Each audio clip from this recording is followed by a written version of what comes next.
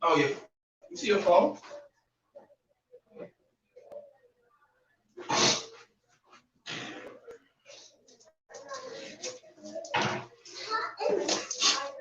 What's up, baby? Mic check. Mic check.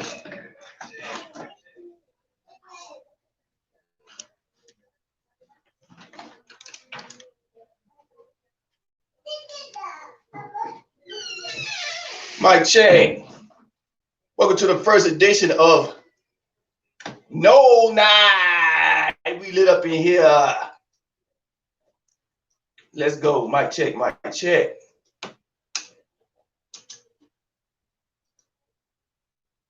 It's your boy TURNTTALLY, the #1 Nole fan in the Nole universe. And if you think you know somebody better than me, you're doing this. Boy, stop. We unconquered over here. Let's go.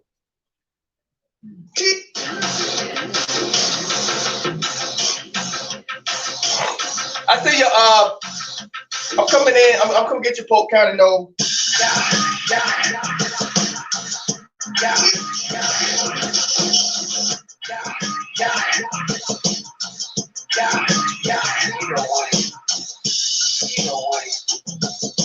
You know what it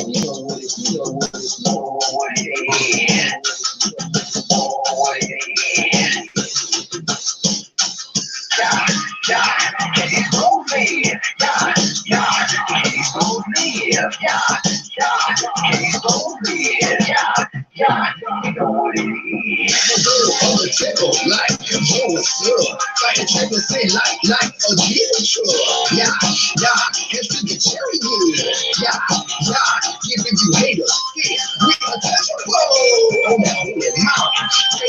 Like a sun sipping the liver pouch. You the maker, the most almighty power, the creator, the Babylon. Elijah, we ready to fire. So we're someone down the front, only my fitness required. I'm on 4311, so one beside him in heaven. And daily members, I just took my breath away. So no guys in high school, keep the shoot. This house, we got terrible, like on repeat. What's up, folks? What up? Can you hear me? Hold up. What's up, Polk? Can y'all hear me? Yeah, I got you. All right. What's going on, bro? Not much, man. Ready to get into it? Yeah, let's do this. We gotta hold on. Get my camera and stuff. Hold on.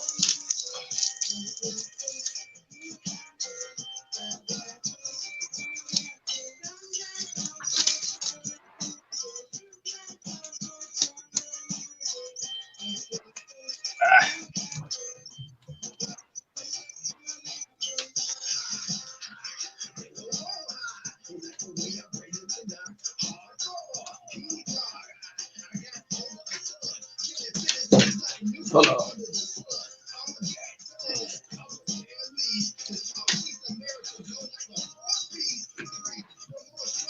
Hold on 1 minute. Get everything sorted. It's all good.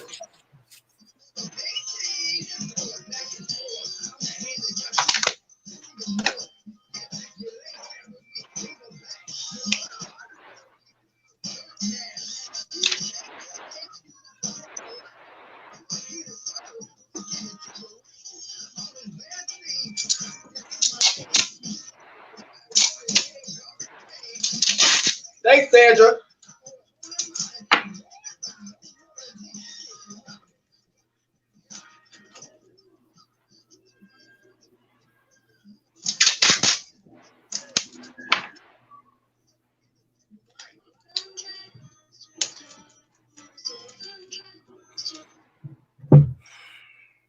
Here we go.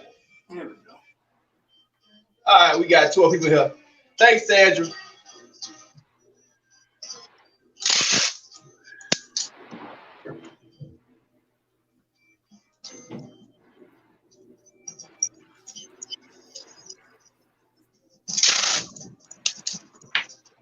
What's up, Keith Van Horn? What's up, Buzz and Cuz? Yeah, I'm talking about that, Keith. I'm gonna talk about Kevin Knowles.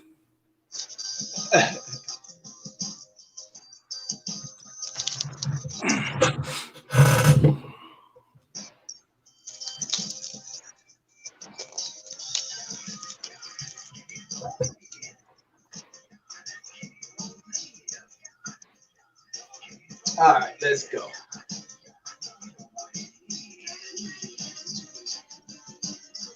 All right.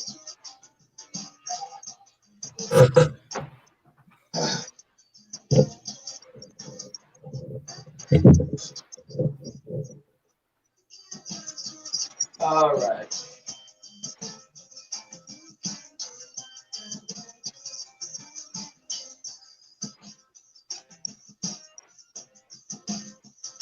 Kevin Knowles. What's up, EMG? What's up, Sandra? I'll play the song for you real quick. Kendrick, you always the first one here. What's up, Kendrick? All right, let's see.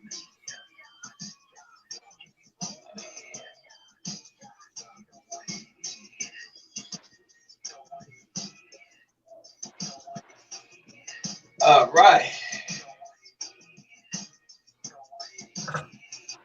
Let's the music on.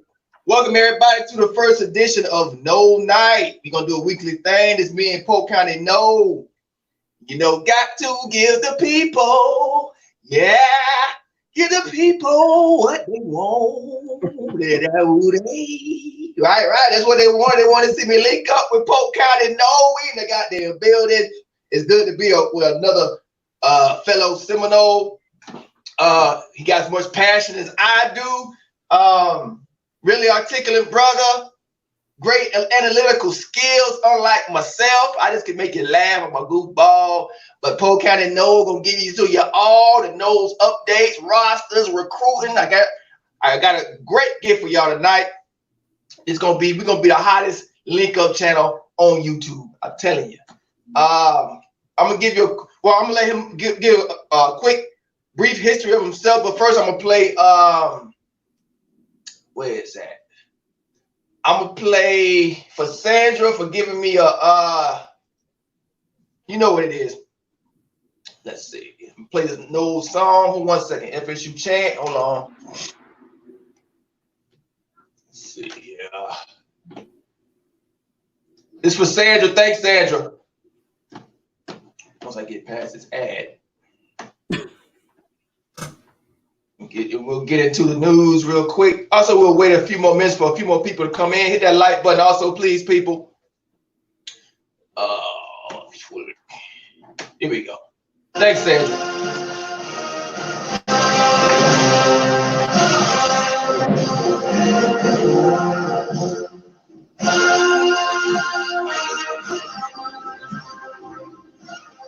Keep on.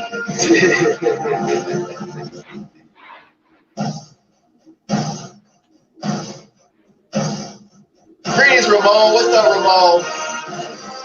That's all right, Sandra. I see you.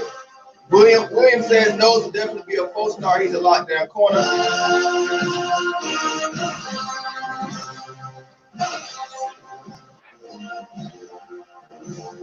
All right.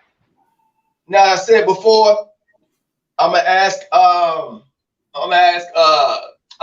Polk County Nole to give a brief history himself, and then we'll get into the meat and the potatoes of what's going on today. I know y'all heard about the recruiting of the new cornerback. Also, I'm gonna let him do a presentation, so he'll give a roster position by position breakdown of each player, who he thinks is going to start, whatever he wants to do, and then so kind of like try and hold y'all questions until he's done. Now open up the phone lines.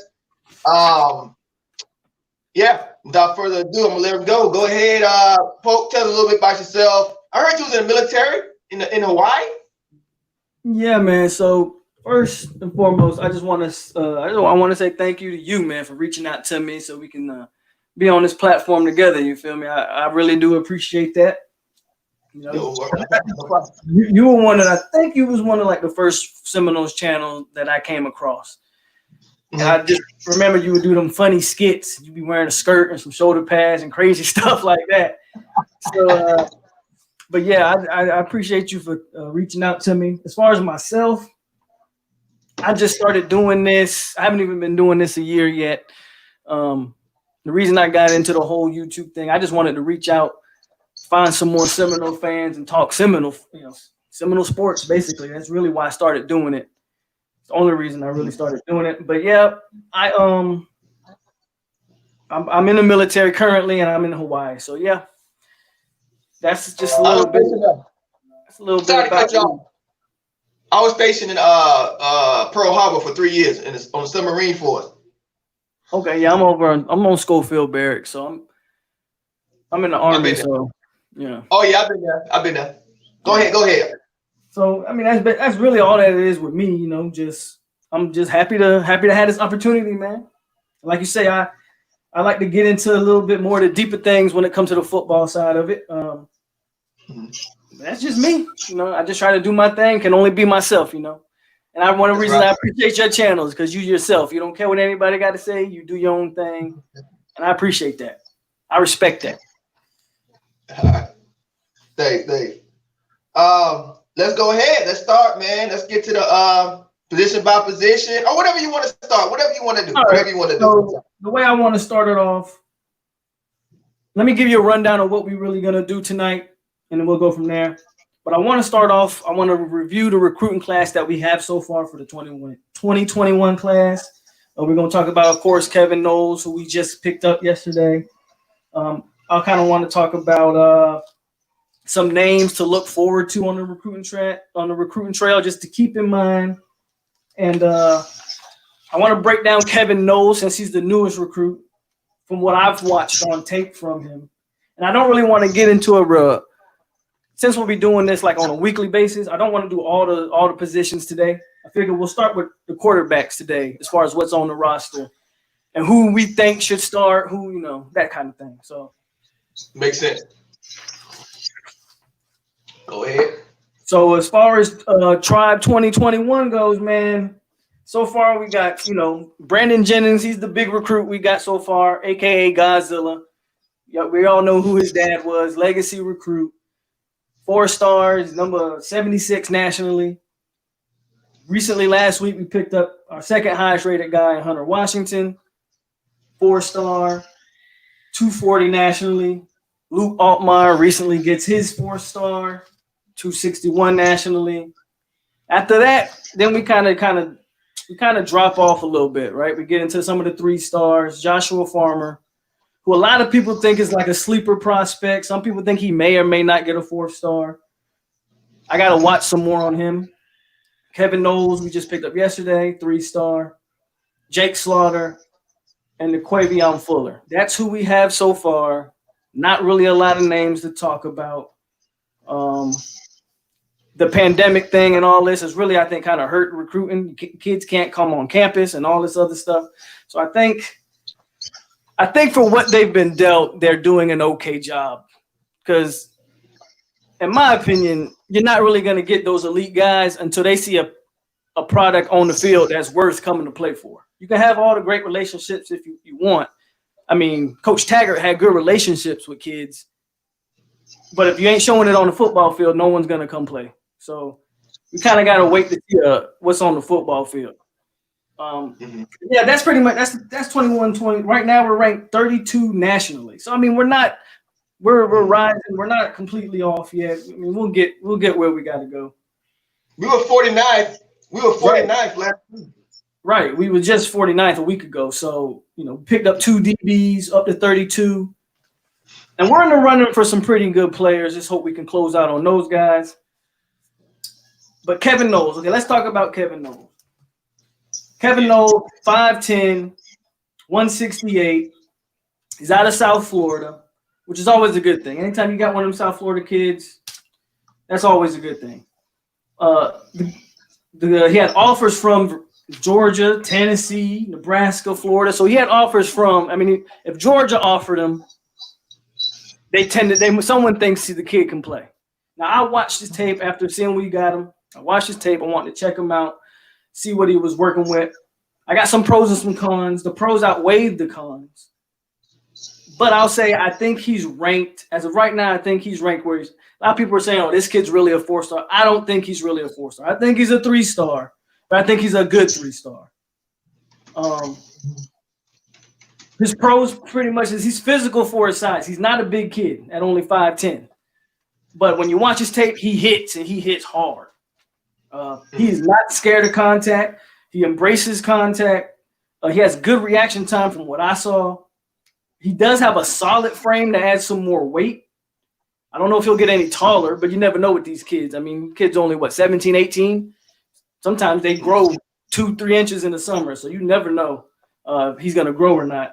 But he has a frame that I think can add, 15 pounds maybe. And what I saw, I think what I liked about him the most was that he was physical. And when he did make plays on the ball, he seemed to have decent ball skills. Like he seemed to know when and how to attack the ball in the air, right? Mm-hmm. What he lacks, I don't think he has elite speed from what I saw. He didn't.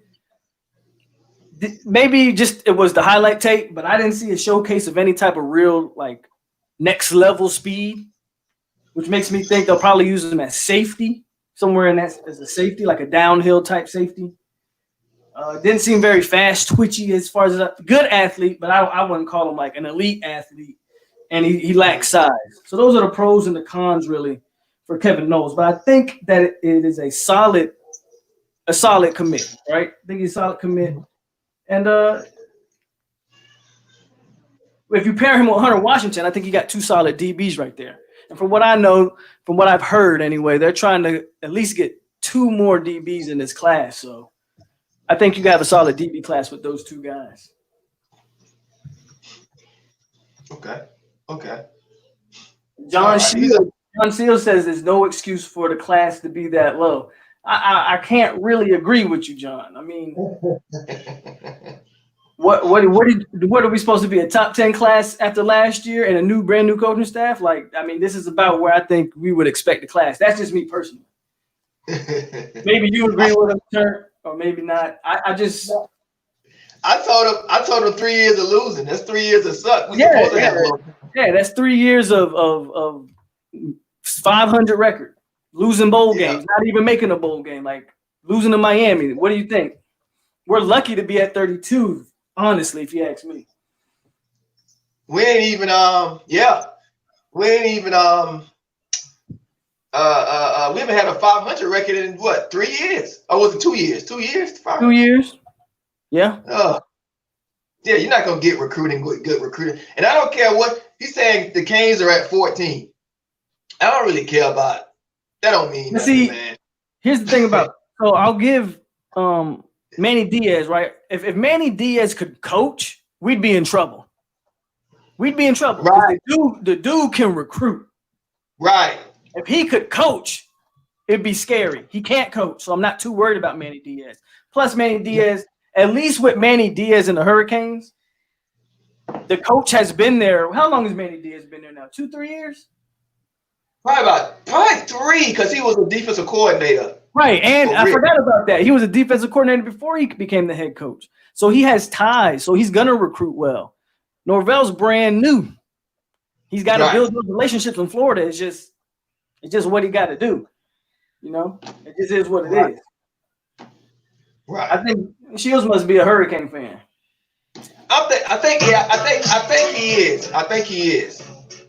Yeah, I think he is. Yeah, I think he's a Hurricane fan. But we ain't in trouble because Manny Diaz can't coach.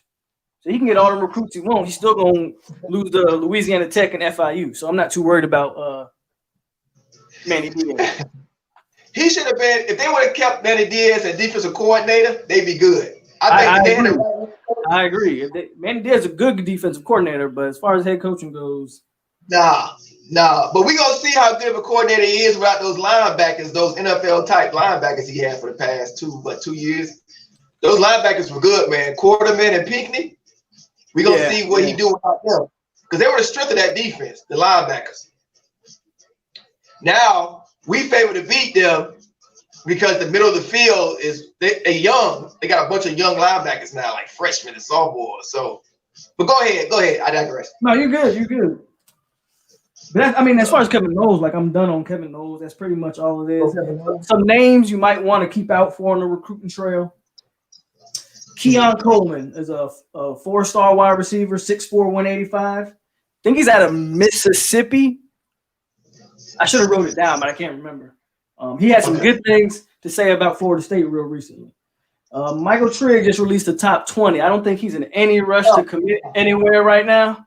But I would still keep a lookout for Trigg because a lot of the recruiting insiders believe he's a FSU lean, but he's definitely wide open on his recruitment. There's nothing solid there. Okay. Bryson Estes. That's an offensive lineman. Look out for him. They recently offered him a scholarship. Dink Jackson, 4-star athlete. Look out for Dink. I like him a lot. If you go watch his tape, I like him a lot. Defensive tackle, Tyrion Ingram Dawkins. He's been tweeting a lot lately. He claims his recruitment is wide open. I know South Carolina kind of thinks they have him locked down. 6'5", 298. That's a name to keep watch on. Isaiah Brevard is another wide receiver. This one definitely keep an eye on because he's a Louisiana kid. And they've been doing real good in the state of Louisiana recently. 6'4", 200 pounds. And it looks like Norvell loves these big, tall, 6'4" wide receivers. Like every receiver they're recruiting is like 6'4". So he likes them big body receivers. And then one last name, he's not a recruit, but it's something to look out for. If you remember, like 2 weeks ago, we got Mississippi State defensive tackle Fabian Lovett, right? He decided he wanted to commit. He hasn't been answering the coach's calls. And when talking to somebody close to him, they say his recruitment is wide open. So that don't really sound too good for Florida State. But that coaching staff is apparently very aware of what's going on with Fabian Lovett. So don't know if he sticks or not. Kind of bad news on that front, but I heard about it. Yeah, just something to watch out for. Let me look at some of these comments. Yeah, Jarvis says Dink reminds him of Hamza. I like Dink. I like Dink a lot. I think they got to go all in on Dink, man. So with Fabian Lovett, he just hasn't signed yet. Is that what it really pretty much is? He just with the transfers. None of them have signed except for like the one that transferred before the pandemic, Devontae Love or whatever. That's his name, right? The one from FIU. Yeah. He obviously has signed, but I think Fabian Lovett that transfer from Baylor. I don't think they have signed yet because I don't think they've been able to sign yet. They obviously, with the situation, everything being closed down, people haven't been able to move. But as far as Lovett goes, he hasn't said, and he's been quiet. He personally hasn't said a word. People in his camp have said that his recruitment is wide open. And when people have called his phone to try to get clarification, the phone has been turned off. So anytime a recruit is behaving in that manner, I mean, we just went through this with Malachi Wyman. Wyman wouldn't give a solid answer for nothing, and then of course he ends up flipping. So I would just say it's probably bad news on that front. But from what I heard from I don't know if you guys follow Josh Newberg or whatever, but from what I heard from Newberg was Odell has a tremendous relationship with him, and that it would be hard for that kid to say no to Odell. So we'll see if Odell can pull it out. But he's gone quiet. He hasn't talked much. Well, to jump in real quick, I'm just not used to this. Like being a Florida State fan my whole life, this has to be a culture shock for the whole fan base. I'm not used to like the guys we want to get. Like I used to be like this. I remember a few years ago, if it was a 4 or 5 star or just an elite athlete, and other names come up, be like, okay, we're against Georgia, we're against, even Bama, or and the kids in Florida, I'd be like, okay, we're gonna pull the kid. But now, if a kid says if he's a high prospect, he has 4 of the schools beside, we're in the top 5, I won't even talk about him. If we're like us, Clemson, Bama, Georgia, Auburn, Tennessee now. If they're anywhere in that mix, I'm like, I don't even look into it. I'll just wait until the kid makes a decision. I'm not even going to even hold my breath. And I was like 8, 9 times out of 10, we're losing those battles. I've never seen this, man. I've never seen this. I agree with you. It's been a long time since I've seen stuff like, I mean, even in like the end of Bobby Bowden's tenure, we were still getting guys. Yeah. I think there's 2 reasons, honestly, for this. One is program has to commit to spending the money.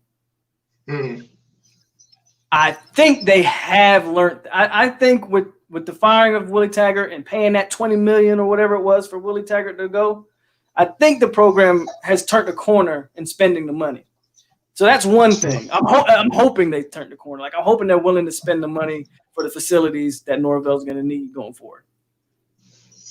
I think the second thing is, man, these kids are built different nowadays too. So the top kid in Florida, the safety, I think it's James Williams.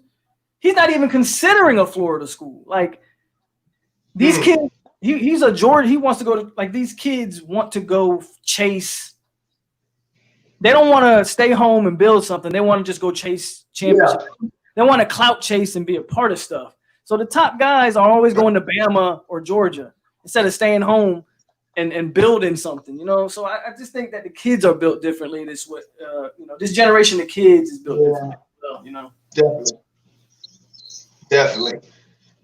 I always, back in the day, kids did stay home, and it was more about building a legacy, like a lasting college legacy. But nowadays, with the social media, getting likes, and it's totally different. Like, the kids just want to leave and go get the NFL money. There's nothing wrong with that, but they're not really leaving lasting legacies.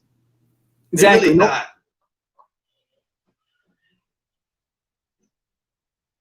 He froze. I think his connection cut.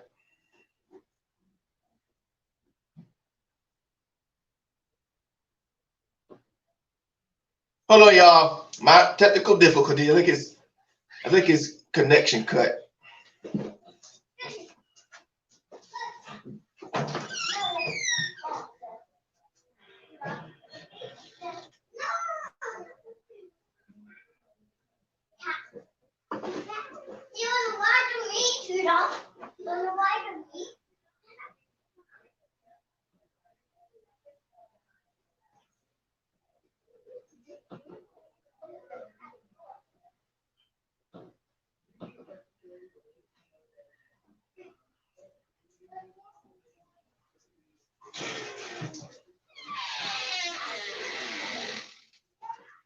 Sorry about this, y'all. I'm gonna try and hopefully I'll get Polk back in. He has the link. He'll come back in. Sorry about this, y'all. Technical difficulties. I'll just wait for him to come back. What y'all want to talk about?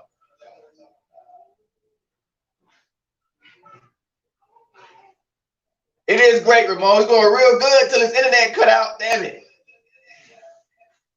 It is good though, Ramon. You're right. It is really good. Hold on.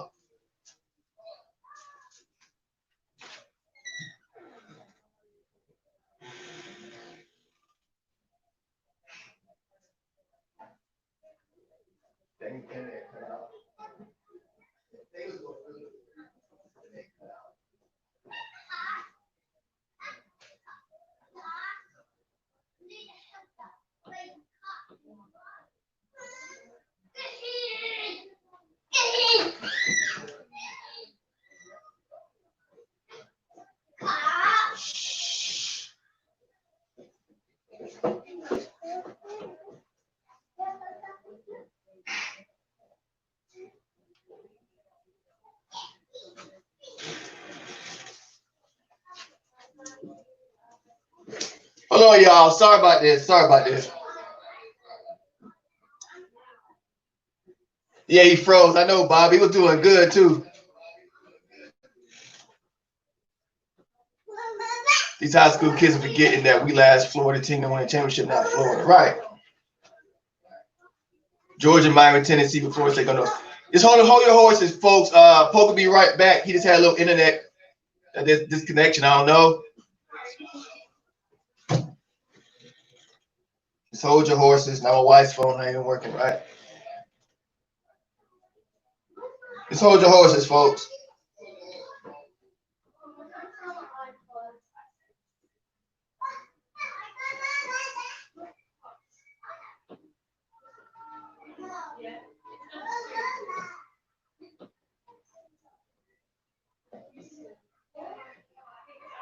No loyalty to this generation. They hop on the top teams, right?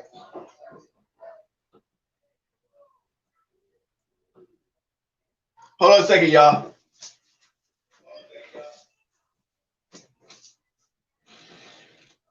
Oh, he's back.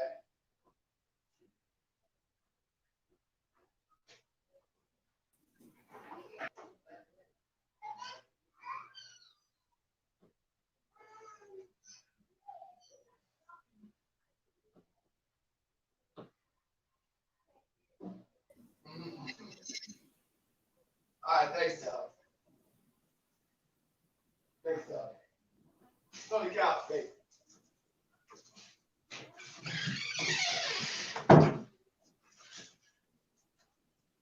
All right, we good? We back? I'm back. I'm back. He back. He back. All right, let's get into it. Right where you left off. Huh? I don't even know what happened. I don't know. This app be you'll get used to it. This app be a little jittery, a little glitchy. Okay. Be a little glitchy sometimes. They do. But go ahead. I think I was just talking about, just the kids, man, having no sense of like wanting to accomplish anything. You know what I mean? So yeah. Like look what Tommy Frazier did for Nebraska, man. Like that stuff made an imprint on me. Like I still like Nebraska till this day because of Tommy Frazier. Like Lawrence Phillips, that squad. I still like Michigan because of that cornerback Woodson. So I still have I still have a soft spot for Michigan because of that legacy. Like, you know what I'm saying? Even though they won that, it's not even about winning national championships. Some school I just like just because I have a memory of this special player. You know what I mean? So it is a lasting legacy, like, but it's just a different time, different generation. You gotta show. Okay, Clemson. I remember when Clemson Tigers, they started out. They snuck up on us real slow. I remember this because I was like, Clemson, whatever. Clemson was getting 2 stars, 3 stars, while we were just racking up 4 stars, 5 stars. But to them, for Clemson, just about 6 short years ago, Clemson, a 4-star to Clemson 6 years ago was a 5-star for us. Right. That was their 5 stars, the 4 stars when they got them, which was kind of rare. But they had the right coaches in, they developed the players, the 2 or 3 stars to where they were solid. They weren't super, but they were solid. They were always in the right spot. Clemson never beats themselves, ever. Like ever. You got to beat Clemson because they're coached up so well. So I'm gonna tell you. And then eventually, when I'm almost done. Eventually, when they develop, they show their development. They show on the field. And then the players took notice. So we're going through the same thing. We got to show that we can develop kids. But go ahead. So I'm gonna tell you where Clemson turned the corner, in my opinion. Like Jimbo Fisher started, and he did this with Sammy Watkins, who grew up a Florida State fan. He did this with Lamar Jackson, who wanted to play for us, grew up a Florida State fan.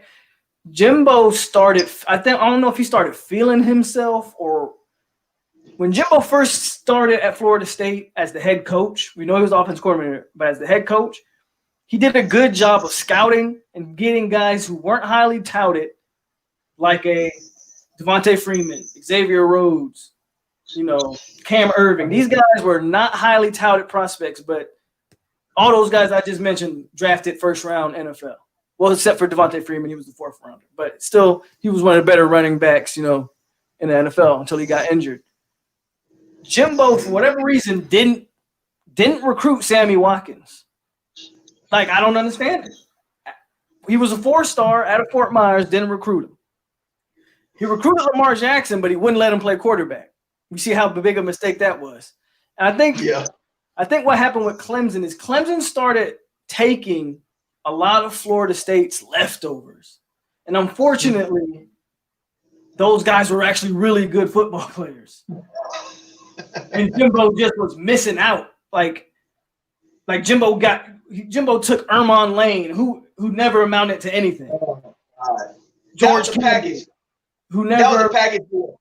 You know what I'm saying? Package deal. With him, he didn't want Ermon Lane. That was a package with Dalvin Cook because they were best friends. Yeah. He had to get Ermon Lane. He had to get him. Yeah. Package deal. So it was like Jimbo just kind of Jimbo ruined himself at the end of his tenure, and that's why Clemson was right there to take the mantle as soon as Florida State fell off, because what Jimbo was building, we should be where Clemson is right now. Like yeah. So I think that's where Clemson turned the corner, like. Yeah. And because there's no expectations, or at that time there was no expectations at Clemson, Dabo Swinney was allowed to go 6-7 a few years and, you know, kind of build up what he had. You know what I'm saying? Yep. I'm a piggyback off of Jarvis. Jarvis in the chat says he started chasing overrated 5 stars. Exactly. That's a perfect. I actually heard this about Jimbo. I heard actually what he was doing and his staff to save time because they were sitting so fat and getting recruits right to where this will explain the problem with the offensive line development and quarterbacks. Because Jimbo, they weren't actually building relationships like Norvell wants to do. Norvell's going to be great. I think he's going to be great at this job, man. Because he wants to build and know the character of the kid. Jimbo was sitting in his office on his computer, Googling like us, for what I've heard, but it's very reliable source. And what they were doing is, for the kid they will offer, they would look at his measurables, his height, speed, whatever. And if it matched up to their chart, they would offer. And they usually can pull the kid. And they say, and I think that added to the slow demise because we got a bunch of kids that had all the talent in the world. Levante, you know what I'm saying? He's #1 corner. Levante Whitfield's the name? Levante Taylor. Levante Taylor. I can go on and on. I'm not going to call out too many names. But he's the #1 cornerback in the country when he was coming out of high school. So they were doing that, right? And it just players just weren't panning out. The character, the locker room, you know, it wasn't. But I'd rather have a 2-star kid, 3-star, you know what I'm saying, that's nasty, willing to put the work in. Like we already seeing kids putting the work in now. High character kids that weren't high. Like that defensive end, Josh Griffiths, he putting in work. Right? So we got to start. We just got to start with the coach, and I think Norvell's going to bring it. But go ahead. I digress. That's a good point, though. Jimbo's after that championship, Jimbo thought he was Nick Saban. And Nick Saban can chase 5 stars because Alabama recruits so many of them that even if you got 3 bust, it don't matter. You got somebody who you recruited last year is going to take their spot. So we didn't have that luxury. So that's kind of really what happened with Jimbo. I agree with that. Jimbo he went away from what got him there and he started chasing the 5 stars. But when Jimbo had his most success, it was when they were scouting lower rated prospects. Like Xavier Rhodes was a 3-star wide receiver. Turned out to be an all-pro corner. But they were scouting guys like that and developing them into NFL players. When he just started chasing stars, we started getting a lot of busts, like an Ermon Lane, like a Dr. Patrick, like a Dontavius Jackson, like a Stanford Samuel. And I can keep going on about a bunch of busts that Jimbo recruited. It's just the facts. He stopped developing guys and just started going after stars. And it just, you know, what happened? Right. And if you look at the quarterbacks too, Jimbo was pulling in all the nation's top quarterbacks. But then you get Malachi, what's his name? Malik. Oh, Malik Henry. Yeah, that guy was going to be a beast for us, man. The guy was a solid prospect who just had character issues that if you scouted him and not chased the stars, had you got a relationship with the kid, you would have known that this kid might not be a kind of kid we want to take. Exactly. That's because no matter where he's gone, he's had character issues. He's been kicked off every single team he's been on. Right. Number one quarterback in the country. He came in as a true freshman and outplayed our starting quarterback. Remember that? The first spring game? Outplayed the So I was at that. So that spring game, that was the spring game that was in Orlando. That was him and DeAndre Francois were the two quarterbacks. He outplayed DeAndre Francois in that game. I thought he was the best quarterback on the roster in that spring game. Right. He was. And who is Umas? Who is this? It goes even further than a head case. Like when you say head case, you being kind of like playing, right? Because you say like he don't want to go to practice. You're not really being like serious, but seriously, I found out that he has a mental disorder. He has very high depression. He's yeah. He deals with depression. Not a surprise. Like suicidal thoughts and stuff. He had to go through treatments and all type. I'm like, how could you not know this? The kid has severe depression disorder. Hey, Jarvis brought up a good point too. Malik Henry had been kicked out of IMG. He had went to like 5 high schools before even going to college. So there was a ton of red flags on Malik Henry. And you would have figured after Jameis Winston, FSU would have been signing quarterbacks left and right. And they just dropped the ball because he put all his eggs in that Malik Henry basket, and that failed, and he could never recover from it. Yep. I would like to who this Umas Stadal, who is this guy? I would like to ask this guy what am I misinformed about? No, you talk about me when I was talking about Jimbo Fisher. I think you too. Yeah. Talk about Jimbo Fisher, blah blah blah. The show is good, man. Just let him hate. I let him rock. Yeah. I let him rock. If he keep going, if they go too far, I'll just block them. But let him go. Just be respectful, Umas. You can disagree, but be respectful. That's all. I like talking. So Umas, what exactly are we misinformed about Jimbo? That's what I'm curious about. And I'll wait till he answers, but basically to back like on just the state of recruiting, that's really the issue with recruiting nowadays. It's just these kids don't want to put in the work to build something great. They want to go ride the Alabama wave because Alabama's always going to be there, right? Yes. So Umas is back. What 5-star did Jimbo pull out of that had multiple? Give me some names. Give me a name where Jimbo said, I don't want this kid. Terrence Lewis. Zach Evans. So you're talking about what Jimbo's doing at Texas A&M. We're not talking about Texas A&M. We're talking about Florida State. We're talking about FSU. Maybe he's learned from his FSU days, and he does that now at A&M.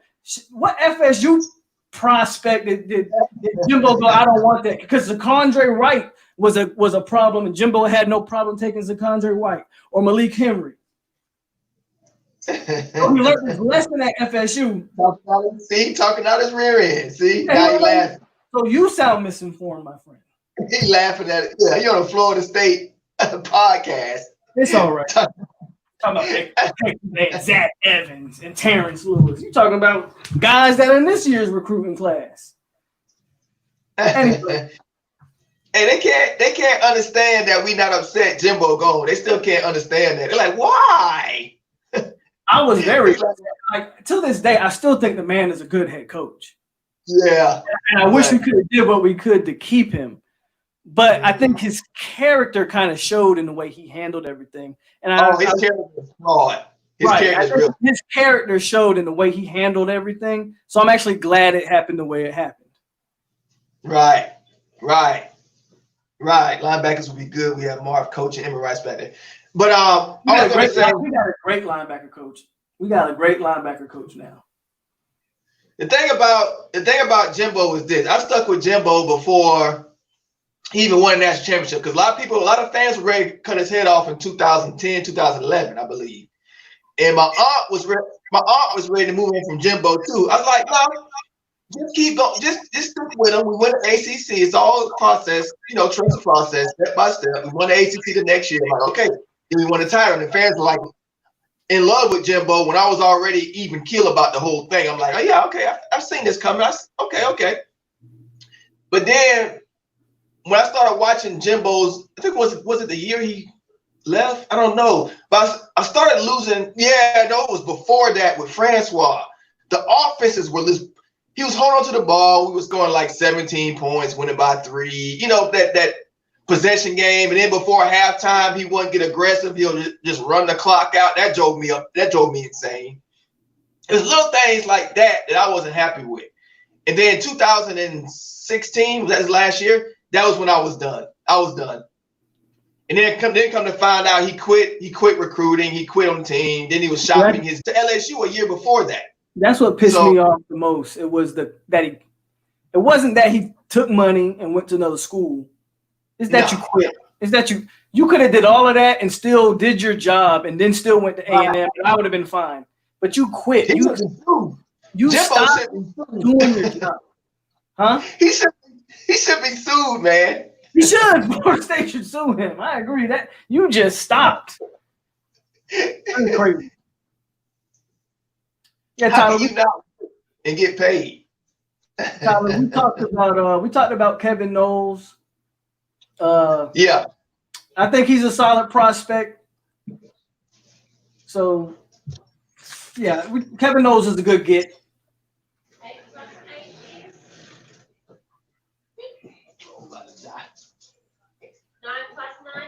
Dub says Jimbo ain't nothing without Jameis, period. His record is 500. You're not totally wrong. Now, you have to get Jimbo credit for recruiting Jameis, but you're not wrong in what you're saying.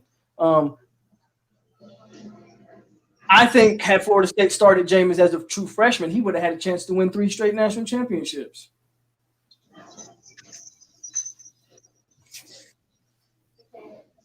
But that quitting part was the part of it all that I think is unforgivable for most Florida State fans. It wasn't that you left. I think it was the fact that he quit. Yep. Sorry about that. I got to charge my phone up before it died. You good, bro? Forgot to put a charger in it. Tyler says he seems to have good hands. So I think so. Yeah. So about Kevin Knowles, Tyler, since I know you missed that part, I'll go back and talk about the pros and cons of him real quick. So I think Kevin Knowles, he's very physical. He's not a big kid, but he's not scared to put his nose down and get in there and hit. Physical. He embraces contact for a kid his size. I think he has good reaction time. He has pretty decent ball skills when the ball's in the air. I've seen him adjust his body and be able to attack the ball in the air, whether that's batting it down. So I watched the tape. I thought he has some very good traits about him. I think what's keeping him from being that 4-star, he lacks prototypical size. He's small. I didn't see any quick twitch athleticism. So he's not an elite athlete. He's a good athlete. And I didn't see any type of real get-up speed, which makes me think you'll probably use him as a downhill safety at the next level. I'm not sure if you can put him one-on-one with the receiver at this point of his game. Mm-hmm. So, yeah, Knowles, he's a 3-star. People think he should be a 4-star. I think, a lot of times, man, we get a guy and everybody's like, oh, this 3-star should be a 4-star. But no, I think Knowles I think he's rated where he should be rated. He's aggressive. He's a hard hitter. He works hard, it looks like. I just think he lacks that elite physical traits to make him that 4 or 5-star level. Yeah. They said he had from what I've read on him, it goes kind of against what you said when you said you didn't like his speed. Right. They said from what you can't believe everything you read. I haven't watched the tape. I haven't even watched the tape yet. I'm going to today I'm going to watch it. But they said he had elite speed. I haven't watched. Said he did. So when I read the scouting report, he ran because I wrote it down here. He ran a 4.38 shuttle time, which is very good for a high school player. It's very good. Okay. But when I watch his tape, I don't see the elite speed. I don't see it. Now, maybe it's the way they utilize him where he doesn't really get to use it in that manner. I didn't see it on tape. That's really all I'm saying. Okay. Yeah, and I mean, no, I mentioned that earlier. Like, these kids are only 17, 18. There's a chance the kid can grow. No doubt about it. I already mentioned that part. These kids can still grow. Their bodies are going to fill out as they get into a college weight room. But you look at a guy like Levante Taylor, he never grew. Number one corner in the nation, but he was 5'8" his entire career. So, you know, that can go either way. Yeah, they can grow. Sometimes they don't grow. Right. All right, y'all, hit that like button, folks.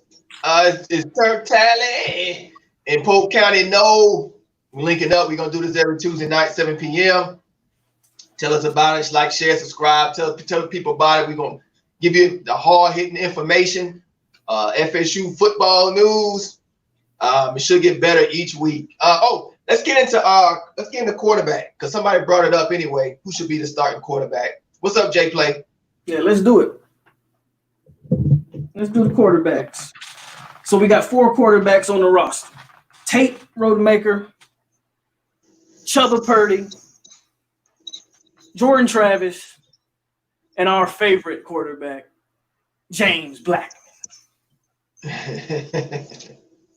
Here's my thing. So I want to kind of talk about each quarterback and then who I think should start and why they should start. I'm gonna start with Tate, because I think all of us can agree Tate Rodemaker is not starting year one.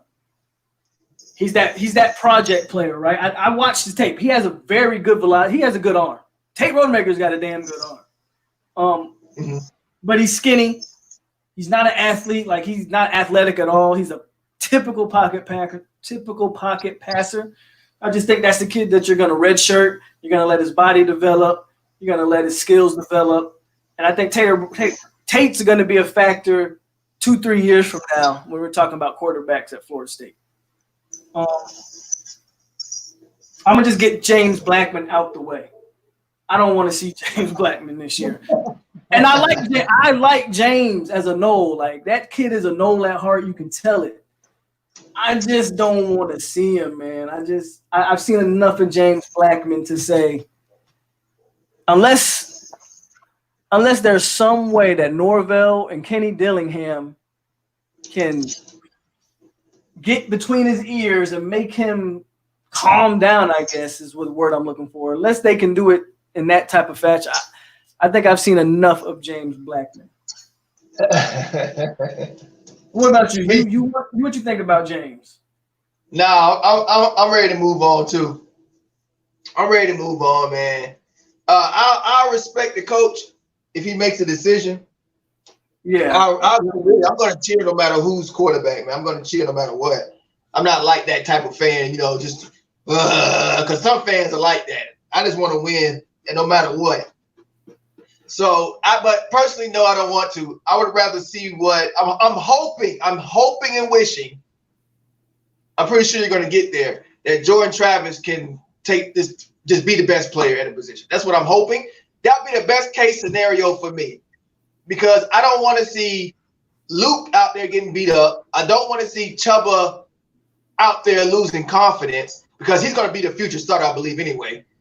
And I don't want to see him start as a freshman. Now, if Chubba goes out there and takes the job, he's the best player, of course, put him in. But I'd rather see an upperclassman that has some weight, experience, besides Blackman. So it would have to be Jordan Travis. That's just my opinion. But coaches, I'm just going by what I've seen. Coaches got the players right. In about 2 weeks, you're going to see. So you gotta respect the coaches. You gotta respect the coaches. So yeah, that pretty much leads me to my point. Like, if I'm going with the quarterbacks this year, I'm starting the season off with Jordan Travis. Now, I know we didn't get to see him pass the ball a lot, but I gotta believe that kid can pass the ball better than what we think or have seen, obviously. That's number one. So what we know about Jordan Travis is he can run. He's athletic and can run. And the little bit of spring practice they had, They said he was the most consistent quarterback on the field. So I would go with Purdy if we didn't. If Purdy would have been an early enrollee, I'd be Purdy day one. But he wasn't an early enrollee. This pandemic hasn't helped anybody. We don't even know when they're going to start letting these kids actually on campus. I think from what I hear, majority of the football team is back on Florida State campus. But I don't know if that includes the summer enrollees. I don't know if they're on campus yet. And Purdy is a summer enrollee. But so there's two main reasons why I'll go with Jordan Travis. One, I think athleticism-wise, I believe he's accurate. And even if he doesn't have the elite arm, I think he can make enough good throws to get the ball to Tamarion. Just get the ball to Tamarion Terry and get out of the way. Like, I believe he can do that. Yeah.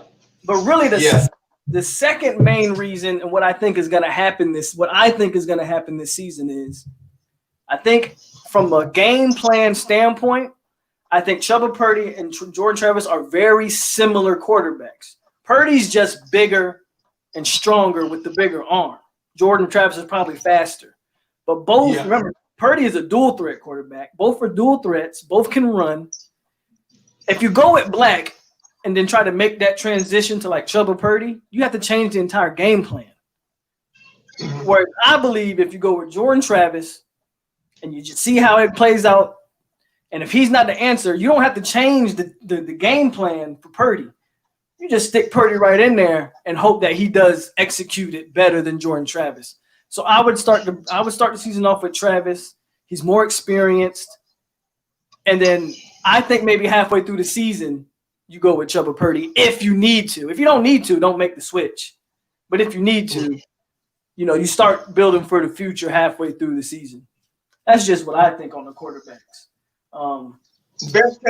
Best case scenario always that you have the one star quarterback you had at the beginning of the year, which rarely happens. Yeah. Because of injury. And you want them for the rest of the year because if Chubba comes in mid-season, that's not good. You don't want it, but I understand it. Like you said, best case scenario, you start with Jordan Travis, you end with Jordan Travis. That means Jordan Travis played good this season, right? That's the best case. Yeah. That's the best case scenario, that you start with Jordan Travis and I don't know, maybe we win 9-8 games and Jordan Travis plays damn good this season, right? Yeah. But I think even if the team struggles, you can make that transit. Let's put it like this. If the team, let's say the team struggles and we're right around 500 again, it doesn't make sense to go to James Blackman. It doesn't make sense to keep Jordan Travis. Build for the future. Put Purdy in the game and build for the future because this isn't football, 20 years ago. These kids come in ready to play. I mean, Sam Howell took North Carolina and they rode with him. And he played damn well. I think you can get similar production out of Chubba Purdy. If you're struggling, you go Chubba. And maybe even if you're having a good season and you think Chubba Purdy's ready to bring a different dynamic to the team, right? You make the switch. I mean, Clemson did it with Trevor Lawrence, right? So maybe a package specially made for Purdy. I'm not a big fan on the packages, right? I believe you go with one quarterback. I don't like switching out quarterbacks. I think I don't like that. I'm saying like how Clemson did with Trevor Lawrence. Remember, Clemson started Kelly Bryant. That's his name, right? Kelly Bryant. And then for no reason, Kelly Bryant wasn't playing bad. They just pulled him and went with Trevor Lawrence the rest of the way and won a national championship. Not saying we're going to win a national championship, but maybe you just feel like Chubba Purdy brings a different dynamic. Maybe Chubba Purdy is just better than Jordan Travis at the end of the day, and he just needs maybe a few practices to get it together. And by week 5, game 6, you make that switch. It's not far-fetched. I think Purdy ends up finishing the season, but I would like to see Jordan Travis get the start. Right. Yeah, man. And if Purdy goes out there from day one in fall camp and is the best quarterback, then hell, put him in there. I'll respect any decisions the coaches make. Chubba fits. He fits the scheme perfect, man. I watched X's and No's tape, when he's explaining, breaking down Mike Norvell's offense, and Chuba fits it. He fits it perfect. Out of all the quarterbacks, it suits him because Norvell likes to call option. I think it's called option reads. I'm not sure what it is, but it's like when the quarterback goes, it's in an extra blocker on the left side, and he rolls out to the left, and he has an option to either run it or pass. And Norvell loves that call. Chuba thrive in that, man. Like I think Jordan Travis would thrive in that as well, though. Yeah, true. That's true. I'm looking at the field. I'm looking too far. No, you're right. No, but you're right, though. You're right. That's where I'm getting at. Like you either go with Travis or Purdy. Either way. Yeah. Preferably you go with Travis because he's the more experienced player. You can't go backwards. So it doesn't make sense to go with Purdy, then pull him out and put Travis in. You've completely messed Purdy up, and if that's the case. If you go with Purdy, you got to stick with Purdy from day one. That's why you start. I think Travis is a security blanket where you can start with him, and if you pull him, I mean, that guy's already transferred once, so he kind of knows how this college football thing works. Because Purdy's the future. That's the guy that's going for the next, 3 years. Yeah. That's the guy that we need to build around. So that's where I would go with. That's what sold me with Mike Norvell. As soon as he got, that was it for me. I was going to ride when he got those two quarterbacks, especially when he got Purdy. That was it for me because that showed me, Norvell knows what the hell he's doing. Because if Chuba's the best, he's the highest prospect quarterback in Florida, like that. Not in Florida, right? I'm talking about as on college football teams right now. Purdy's the highest, and quarterback in college football is almost everything. You could like if you have a top quarterback, right? Like a Purdy type kid, and your class is ranked in the 20s. You're not really getting the elite prospects.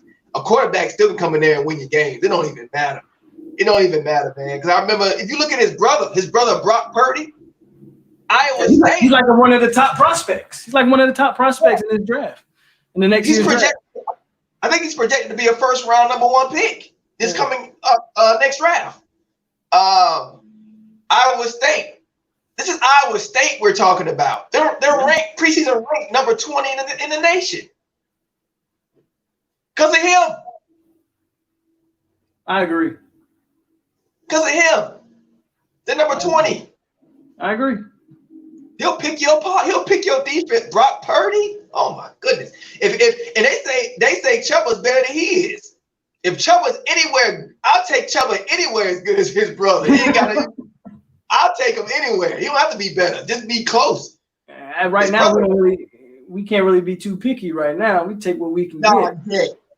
Nope. Smokey Bear LaFleur said Blackman is the best option. He hasn't flinched since he was thrust into the starting role his freshman season. When you say hasn't flinched, what do you mean? Because he's thrown a ton of picks. He was damn sure flinching in that Arizona State game, so he was flinching. I don't really know. Again, I like Blackman. I think Blackman is a true diehard Nole. Like you can tell that kid wants it. He wants to win, but you have to be able to control your emotions. And if you can't control your emotions, you can't play quarterback. So he's too inaccurate. Blackman's too inaccurate. He's too inaccurate. So I don't know. I don't see why you would go with Black. Like I don't know. Bill, it's time for the future. I don't see why you would do that. But Umis, you said you got to see how he does under Norvell. As opposed to Taggart, but we saw when he was under Jimbo too. Jimbo, he was young, but we still saw we've had like 3 years under about 2 different coaches with Blackman and about 2 offensive coordinators? Just 2. Well, Jimbo didn't really have an offensive coordinator. He was the offensive coordinator. Yeah, I didn't like Jimbo's offense either. Because Jimbo's offense, this is why I didn't like it. It's another thing I didn't like about Jimbo. His receivers, the receiving route tree. Why are we sitting down our first round wide receivers for 2 seasons because they can't get the route tree? Why don't you just have them run a slant and a out and up, a deep post? Like any dummy can run those. You can run those in high school and just put the freak on the field. Why does he have to learn every single route? that pissed me off. We wasted so much talent sitting on the bench, right? And then at quarterback, his offense is so complicated. Like, just dumb it down for each kid. Jameis Winston, you didn't have to dumb it down because he's just a freak. And he's very intelligent. He's very intelligent, and he's like you said, he's a freak. Yeah. So you didn't have to dumb it down for him, but you got to dumb it down, man. You got to cater to your roster. You can't just have it complicated. James Blackman out there looking confused. That used to drive me crazy with Jimbo, sitting our best talent on the bench, man. I know Norvell's not going to do that. No, I know he's not going to do that. I know, Smokey, you say you don't want an emotionalist QB. I agree with you. You don't want a guy who's emotionalist, but you don't want a guy who, like with James Blackman's career was so predictable, right? James Blackman was either going to throw 4 touchdowns or he was going to throw 4 interceptions because he was a roller coaster. If he got into trouble, that was it. You saw it in the Arizona State game is James Blackman's career in a nutshell. Once he started messing up, that was it. He couldn't control his emotions. You don't want to be emotionless, but if you can't control your aggression, then you're just a wild man out there. You need to have control. Like Jameis Winston was emotional as anybody, but Jameis could control it. Focus it. He could focus it when the time was right. And we saw that plenty of times with Jameis. It's about even kill. If James, like I say, when James Blackman throws a touchdown, I'm like, dude, what are you jumping around for, screaming and throwing and spinning the towel in the air? You just threw, you threw a touchdown. You know what I'm saying? High five your teammates. Go back and sit down. Bro, and it should be. You throw an interception, and it should be the same exact thing. You go to the bench. Our whole team had that problem. Dontavious Jackson would make a tackle and act like he just destroyed a dude, but you just missed the last 5 tackles you were supposed to make. I'd be like, man, if you don't go sit down somewhere, like our whole team did that crap. I don't even want to get into the whole.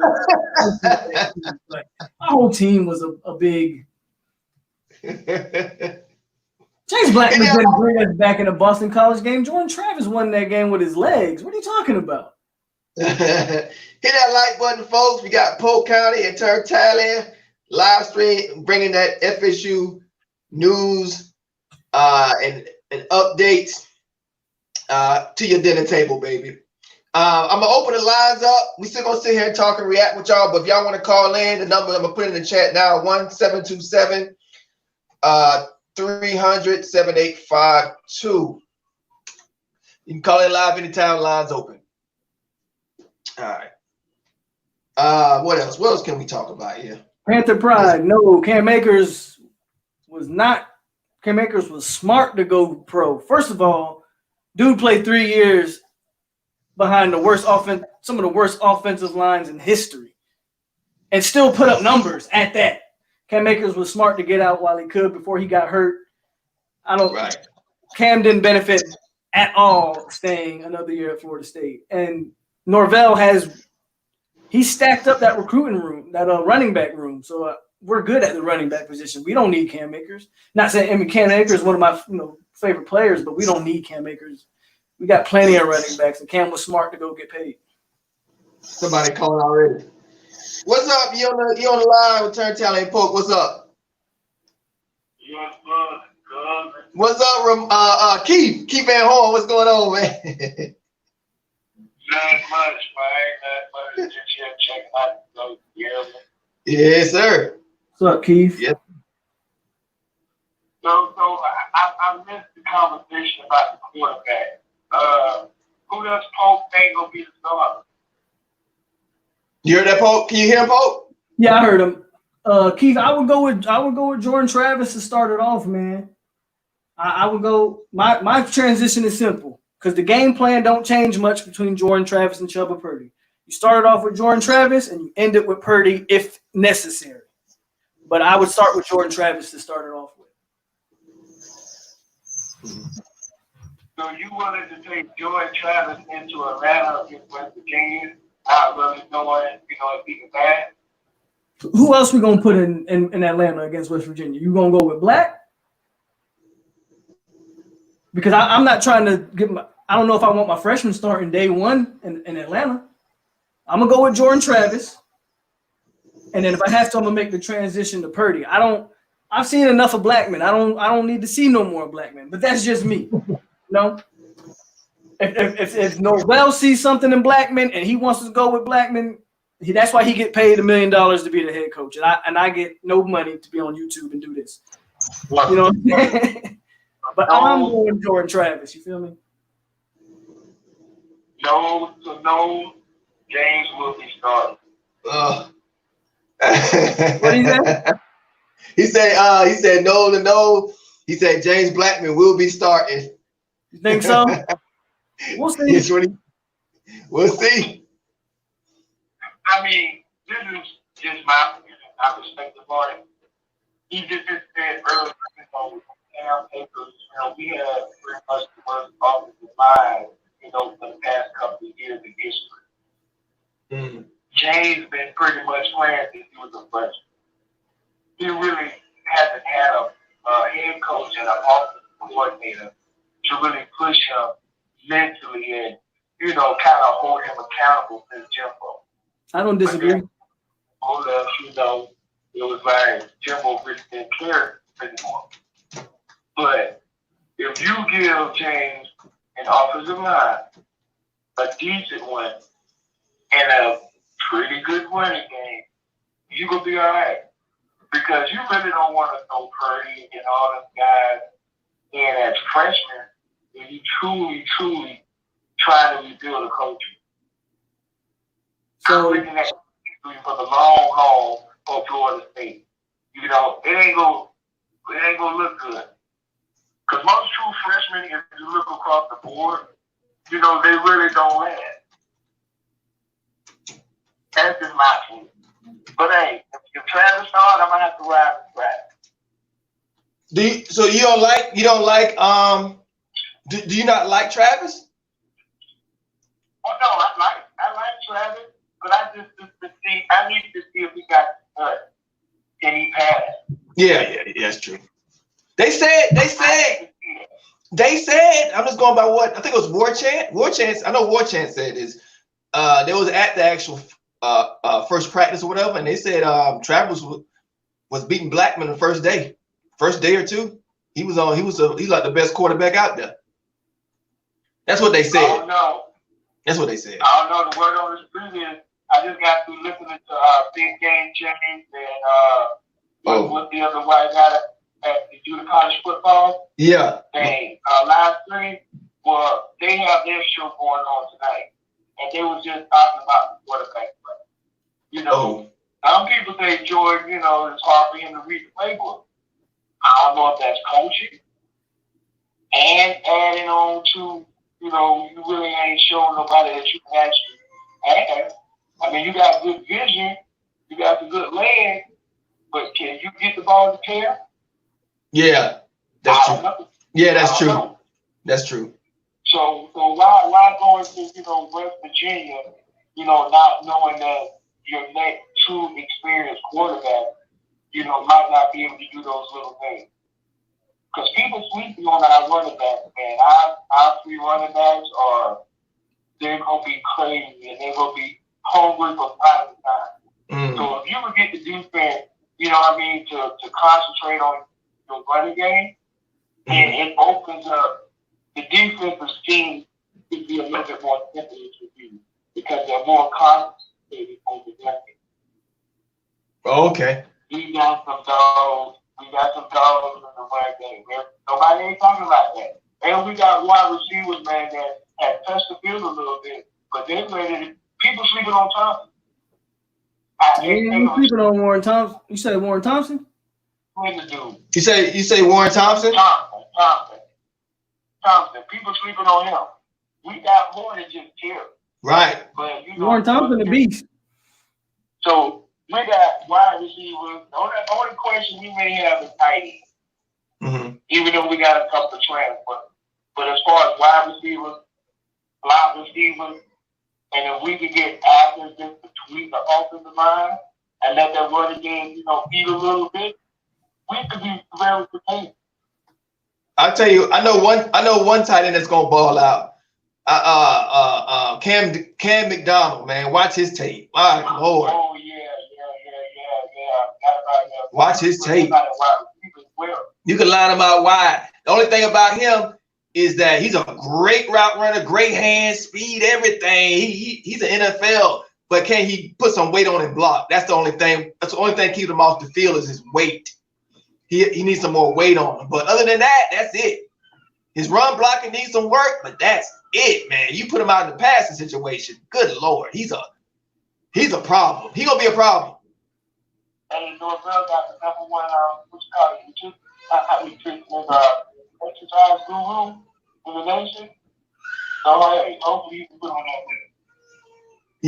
Yeah, you gotta put it on. Yep. Oh, I mean, I think it's gonna be really good. Defense, very optimistic. Very optimistic. Yeah, defense should be really good. The offense is a question mark. Defense, this is the most talent. I don't know if I can't speak for the rest of the coaches because I know Woodson's from Auburn, some from other SEC schools. But as far as Norvell and Adam Fuller, man, they must be like kids in a candy store. I think about this. They never seen nowhere near this much talent. So Florida State fans got to be really optimistic. Even his first year, even if it's his first year, but still, he's never had this much talent. So defense should carry the team this year.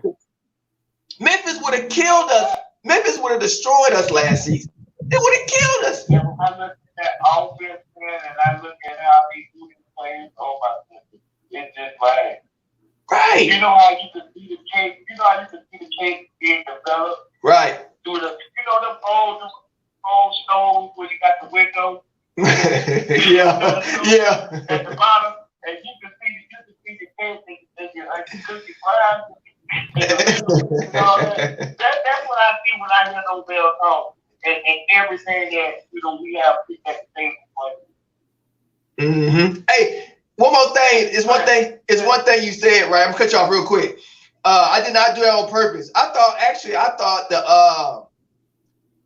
the Florida State night. I thought it was Wednesday night for Rodgers, but I don't know. He just came live on my phone by the back. Yeah. That might work out. That might work out for me and Polk good though, because I'm starting to notice our numbers are going up. So we got their viewers plus ours. Their content is so totally different. Say it again. They go on the analytics side and all of that. Yeah, that's what we doing. But see, that's what we doing too, because Polk is analytical. I'm not. So this only going to help because I can bring, passion and stuff like I got, my own things, my own lane, and he got his lane. So it's going to attract a different, you know what I mean? Enjoy yourself. Y'all do what y'all do. You know me. I got nothing but love for you. And Polk, welcome to the family. I like how you got that nose coming on the back wall right there. That's Well, yeah, you see P-Dub, the GOAT, behind me. P-Dub. P-Dub. It's good to be an old man. I am glad I'm not a hurricane. Oh, yeah. Once we start. We go with not really knowing we got a quarterback or offensive line and all that. I am just so happy that I am not okay. Me too. Only thing worse is being a Gator. He said the only thing worse is being a Gator. That's true. So this will be Manny's last year. I think so. If he don't win, it gotta be. If he doesn't win, it gotta be because they got too many transfers. They done got a transfer quarterback, transfer DN, offensive lineman. If you don't get it done this year, bye. If they're smart, if it was up to me, keep Manny Diaz as long as you can keep him. Right. I wish they still had Al Golden. I know, that's what I was saying. I said, please keep Al Golden. That's how they gonna do that. That's how they go. If Manny get at least 7 games, they're going to do the same way and bring him back. I say this. I say Manny should win. With that schedule, if Manny don't win 8 games, he should be fired. With that schedule, if Manny Diaz doesn't win the Coastal, he should be fired, in my opinion. Like we did in Taggart. If we go out there and blow Miami out, yeah, they might. It could be ugly for something. What you say, Polk? What you just say, Polk? Really would lose recruit. I said if Manny don't win the Coastal, he should be fired, in my opinion. Yeah. Well, I don't know about the Coastal because he's not They're not projected. It's North Carolina. Who's supposed to win the Coastal? North Carolina. Yeah. And Miami should be better than North Carolina. That's just me. I know, right? They should be, but they're not. I think they're third. Miami's third favorite to win the Coastal behind North Carolina. Do you know the answer, Keith? Who's second favorite in the Coastal? I can't remember. It's I'm not sure. But you don't know. They third. Still getting that on recognition. They third. I forgot. The Coastal's so trash. That's what I'm saying. It's so trash. They must got a second in their land. Second, yeah. Yeah. If they got Miami third, they must have a second in their land. I'm just saying. A second what? They must have a second in it. Yeah. I'm trying to remember. No, they got us third. They got us third. They got us behind Louisville. They actually got us losing to Louisville. Louisville's supposed to be pretty good next season. They got us behind Louisville, and Louisville don't really have a good quarterback. Right. Duke got bled, but if you get him rattled a little bit, he go flood. The thing about Louisville is we took their class pretty much. We took all their athletes out of their we done took a bunch of their transfers. We done took all their class. We took Chuba Purdy. We did do that. But what they're looking at is Louisville's roster, returning players. That's all it is. It's just they have a lot of returning players, and they looked all right last season. They running game, they looked smash mouth. They're a smash mouth physical team. So, and they got a lot of people coming back. That's the only reason that we're third behind them. Really, that's what I think anyway, because they don't really have a lot of, compared to us, we have talent. Like, come on. Like, we have more talent than Louisville. It's just they have a lot of returners. So, yeah, so we right there, man. Florida State, we right there. I mean, even on our rebuilding time, like, even us rebuilding, we still, like, should be second behind Clemson still. We're not even doing good. This is like, this is crazy. That's why I say it don't make no sense to have Miami number 3. It don't. Because people sleeping on the coast. I mean, you got North Carolina over there you got to deal with. Yeah. I mean, you still struggling with it. Yeah. You got Virginia Tech. That's second. They're second. They're second. Virginia Tech is second favorite. Virginia Tech. But they're giving them that position on 20 years of nothingness. You're still giving them that for 20 years of nothing. Yeah. So, yeah. I would say we had maybe 4 bad years. Yeah. Jimbo last couple of years and then Taggart 2 years. I'd say 4 or 5 days. And you want to put that at 3. Yeah. But hey, that's just more adversity, more stuff to put on the chalkboard. Right. What's up, Pat 1984? What's up? Hit that like button, folks. No Nation. This is Polk and TURNTTALLY. We live. We on the phone with Keith Van Horn, baby. Hey, have you heard DV Doctor? I didn't watch it, but I've seen some of it. I know Big Game James put it in the chat on Facebook, and I watched a little bit of it, but yeah, go ahead. If any of the fans y'all Nole fans, go check out DB Doctor. He has an interview with Big Game James. He's giving you some good insight on the dudes taking accountability for their own actions and training and staying in shape and being optimistic about this season that's getting ready to kick off. Polk. Yeah. And he actually played for FSU as well, which I didn't know that. He came on as a walk-on. Okay. And he got his scholarship his senior year. Okay. But now he's training. I mean, college guys. He's training NFL guys. So the dude sounds like, hey, he sounds like he's a bad man. But he got a lot of the top of the defensive guys to come and train with. Mm-hmm. Mm-hmm. And you know Big Marv is one of them.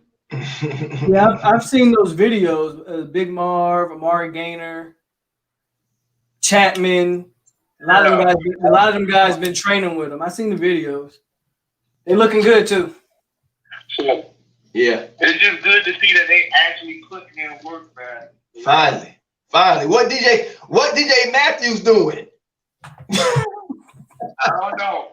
He hasn't come across my radar. Oh, that dude, man. Dang, man, what's wrong? I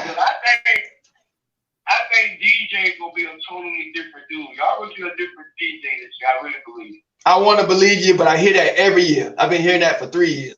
I wanna believe you. You gotta look at the coach. Yeah. I mean, I had love for Taggart. I mean, you know my feelings with Jimbo. You know. Yeah. I mean, if you ain't held accountable for some of the stuff that you do, then you're gonna keep doing. Yeah. Keisha. And I Go ahead. Go ahead. No, go ahead. I see Norvell as a no nonsense coach. Me too. Sure. Outside. Because the dude is oozing with talent. I know. So just harness your mental support, and the dude gonna be all right. Mm-hmm. I look at DJ as a baby Odell. Baby Odell. Odell Beckham? I mean, from his catch radius. Oh, from his catch radius. The dude got a crazy catch radius. He do. DJ has a lot of talent. He's elusive. He's I don't want to compare. I don't want to blaspheme, but he reminds me a lot of Peter Warrick. Like not real fast. Now I'm saying like a cheap man's. Yeah. I'm saying cheap man's Peter Warrick, a cheap man. Yeah. Not a lot of speed, but very elusive. He'll make you miss. Very elusive.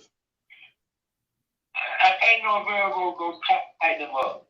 Because if he don't, he's getting ready to be replaced. I believe this is his last year, so he really has no choice.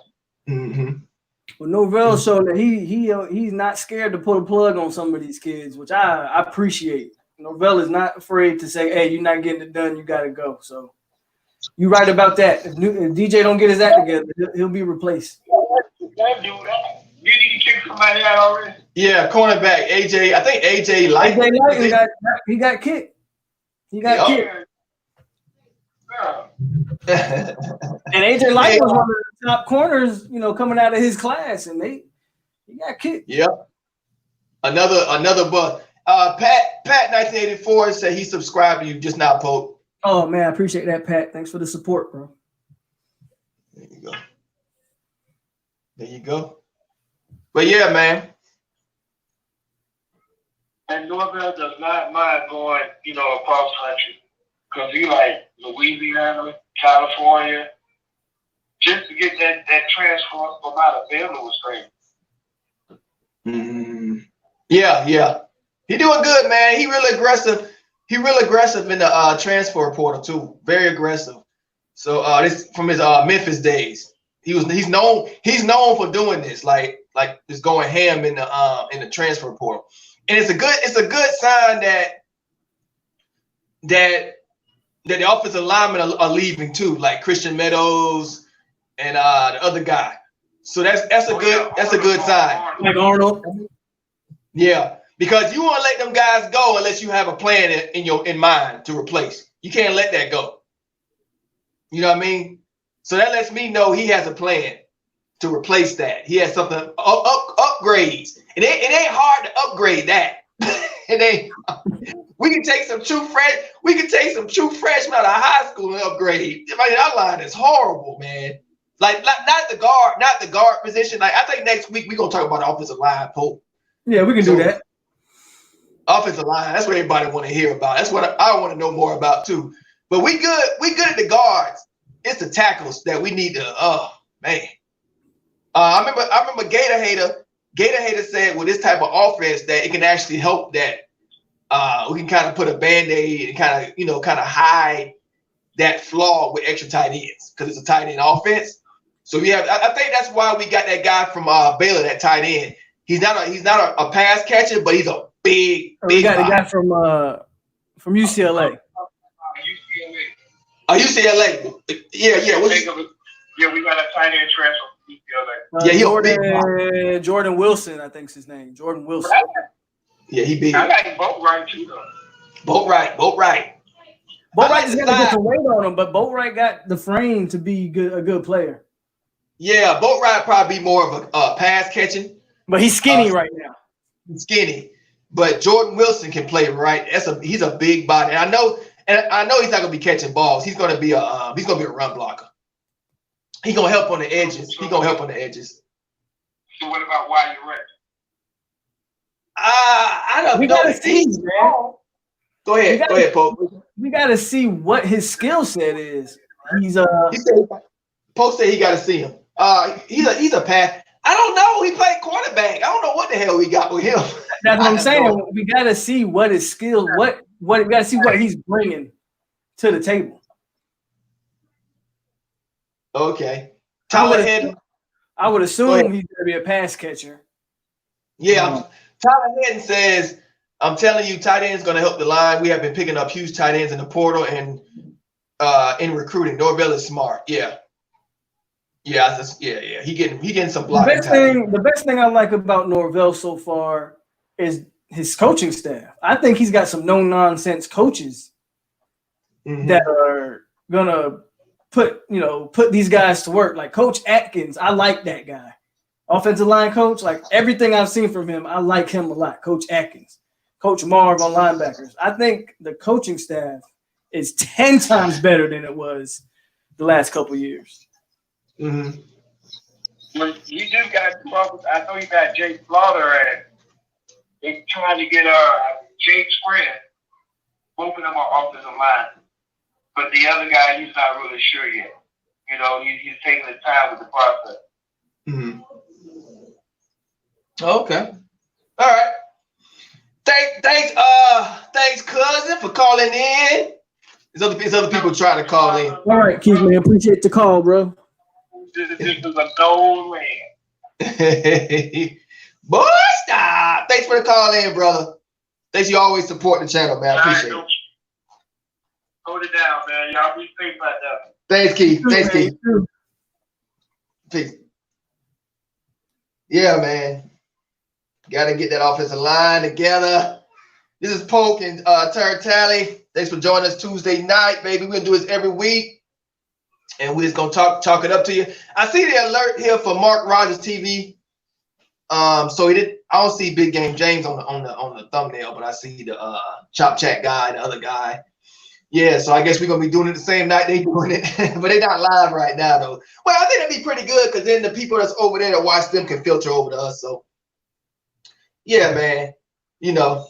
Mark Rogers is a guy like me. He just built it from scratch, didn't he? He just started out one day and just did like he not really sponsored or paid for. But anyway, what's up? What you want to talk about now? What y'all want to talk about in the chat? We got the lines open 1-727-300-7852. What you say? Whatever y'all want to talk. What do people want to talk about? I get in the building. What's the FSU Aussie and the Flying Hawaiian Seminole? Hey, EMG got a question for you, Polk. What's up? He said, what's your take on LeBron? Kalen LeBron. Kalon. I hope he's healthy and can be the guy, because we need him. But we got Deshaun Corbin. We got a deep backfield now, so he's either gonna get right or get left. That's just the way I see it. But I think he's got the talent. I think Kalen LeBron got a ton of talent. Like, if you want to know how talented Kalen LeBron is, go back and watch Virginia Tech that first time we played him. And the boy broke every ankle on the field. Don't know why he never touched the ball again after that, but that's a whole different conversation. But Kalen LeBron's got talent. Yep. He just has to be healthy. If he can be healthy. Go ahead. Go ahead. No, go ahead. I was just saying, if he's not healthy, then that leaves the door open for somebody else. He's got to be healthy and he's got to be consistent. We have to. Well, I'm saying LeBron has to be, for our running back room still in the raise up. LeBron has to be at least second string. Has to be at least, and our running back room will be chaotic. It'll be amazing because he's a high 4-star. He's actually wasn't that ranked that low between behind Cam Akers. He wasn't that far behind. He wasn't at all. So he need to step up, man. A lot of the season is going to rattle running backs. The defense, I believe, and the running backs. I think a lot of the season is going to run on that. If Kalon can he can step it up, man, be a leader, because he's the oldest. He's the oldest back now, isn't he? If he can step up and be a leader, man, it'll go so far and help this team. It really will. It really will. There's somebody asked you a question. I think it was Kendrick. Where was it at? Oh, thoughts on what's your thoughts on Corey Wren? I love that kid. But what's your thoughts, Kendrick says? Yeah, Corey Wren, we already know that dude's lightning in a bottle, man. He's a beast. I'm just excited at how Norvell's gonna use him. Like, is he gonna put him out wide? I don't know if he's big enough to put in the backfield yet, right? He's still gotta get some weight on him. But with a kid with that type of speed, you just need to get the ball in his hands. You know what I'm saying? So right, situation. Like that's something that Jimbo would never do. That's what pissed me off. Yeah, if he was behind Jimbo, he would sit for 2 years before he never see the field. The second fastest recruit in the whole country. Corey Wren. Like 2 years. Huh?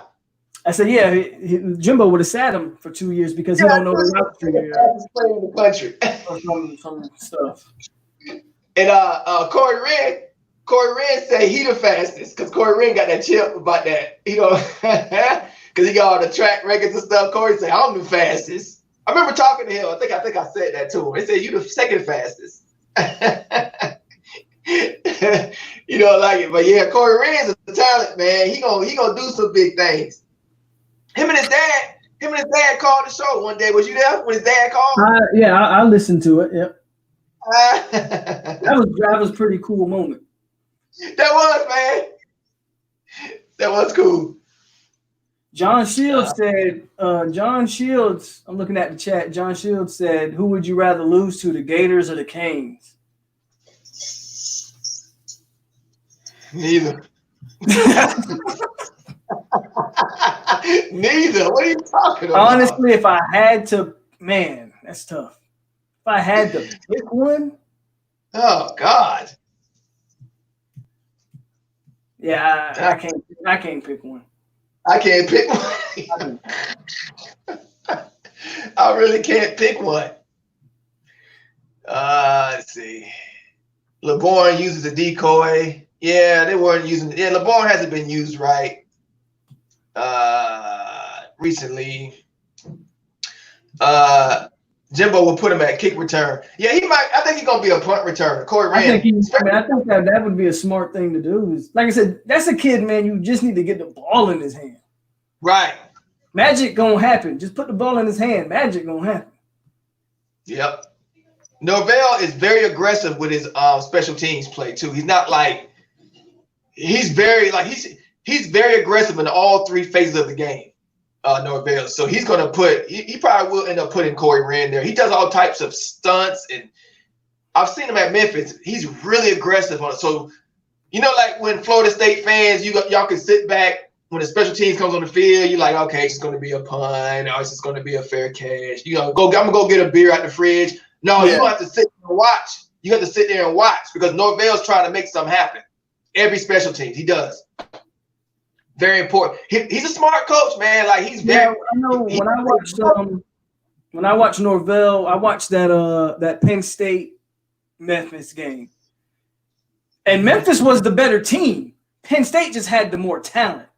But Memphis was the better coach team in that Memphis versus Penn State bowl game. If you go back and watch that game, Memphis was the better coach team. Penn State just had the better talent, and eventually that's why they won. So I'm ready for Norvell. I think Norvell's going to do some special things here. Tyler Hayden says, have Corey return the ball. If nothing else, keep DJ Matthews out of that position. Right. DJ Matthews had a good return game against Miami. I think it was 2 seasons ago. That was a match. He looked like Peter Warrick out there. He looked like Peter Warrick out there. I ain't gonna lie. I thought he was gonna win the game by himself.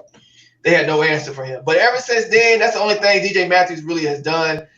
I want Corey Rand to succeed, but DJ Matthews is another guy that's important to the team as well because he's a leader in the locker room. So he got to step up, man. Another guy I'm looking at is I already know is going to be a leader, is in his DNA, is Kashawn Helton. He's gotten strong. He's gotten really big legs. They say he's up to like 220 or something. Oh, he's big, man. He only 5'10", so that's a little bowling ball right there, man. He's gonna be nice. He's gonna be nice in that slot, man. As long as he keep that speed, yeah. Keyshawn's gonna be nasty. Oh man. And that's a Taggart. That's a Taggart recruit. Taggart got him out of nobody was looking at Keyshawn. He's like a 2-star. Nobody was looking at him. Yeah.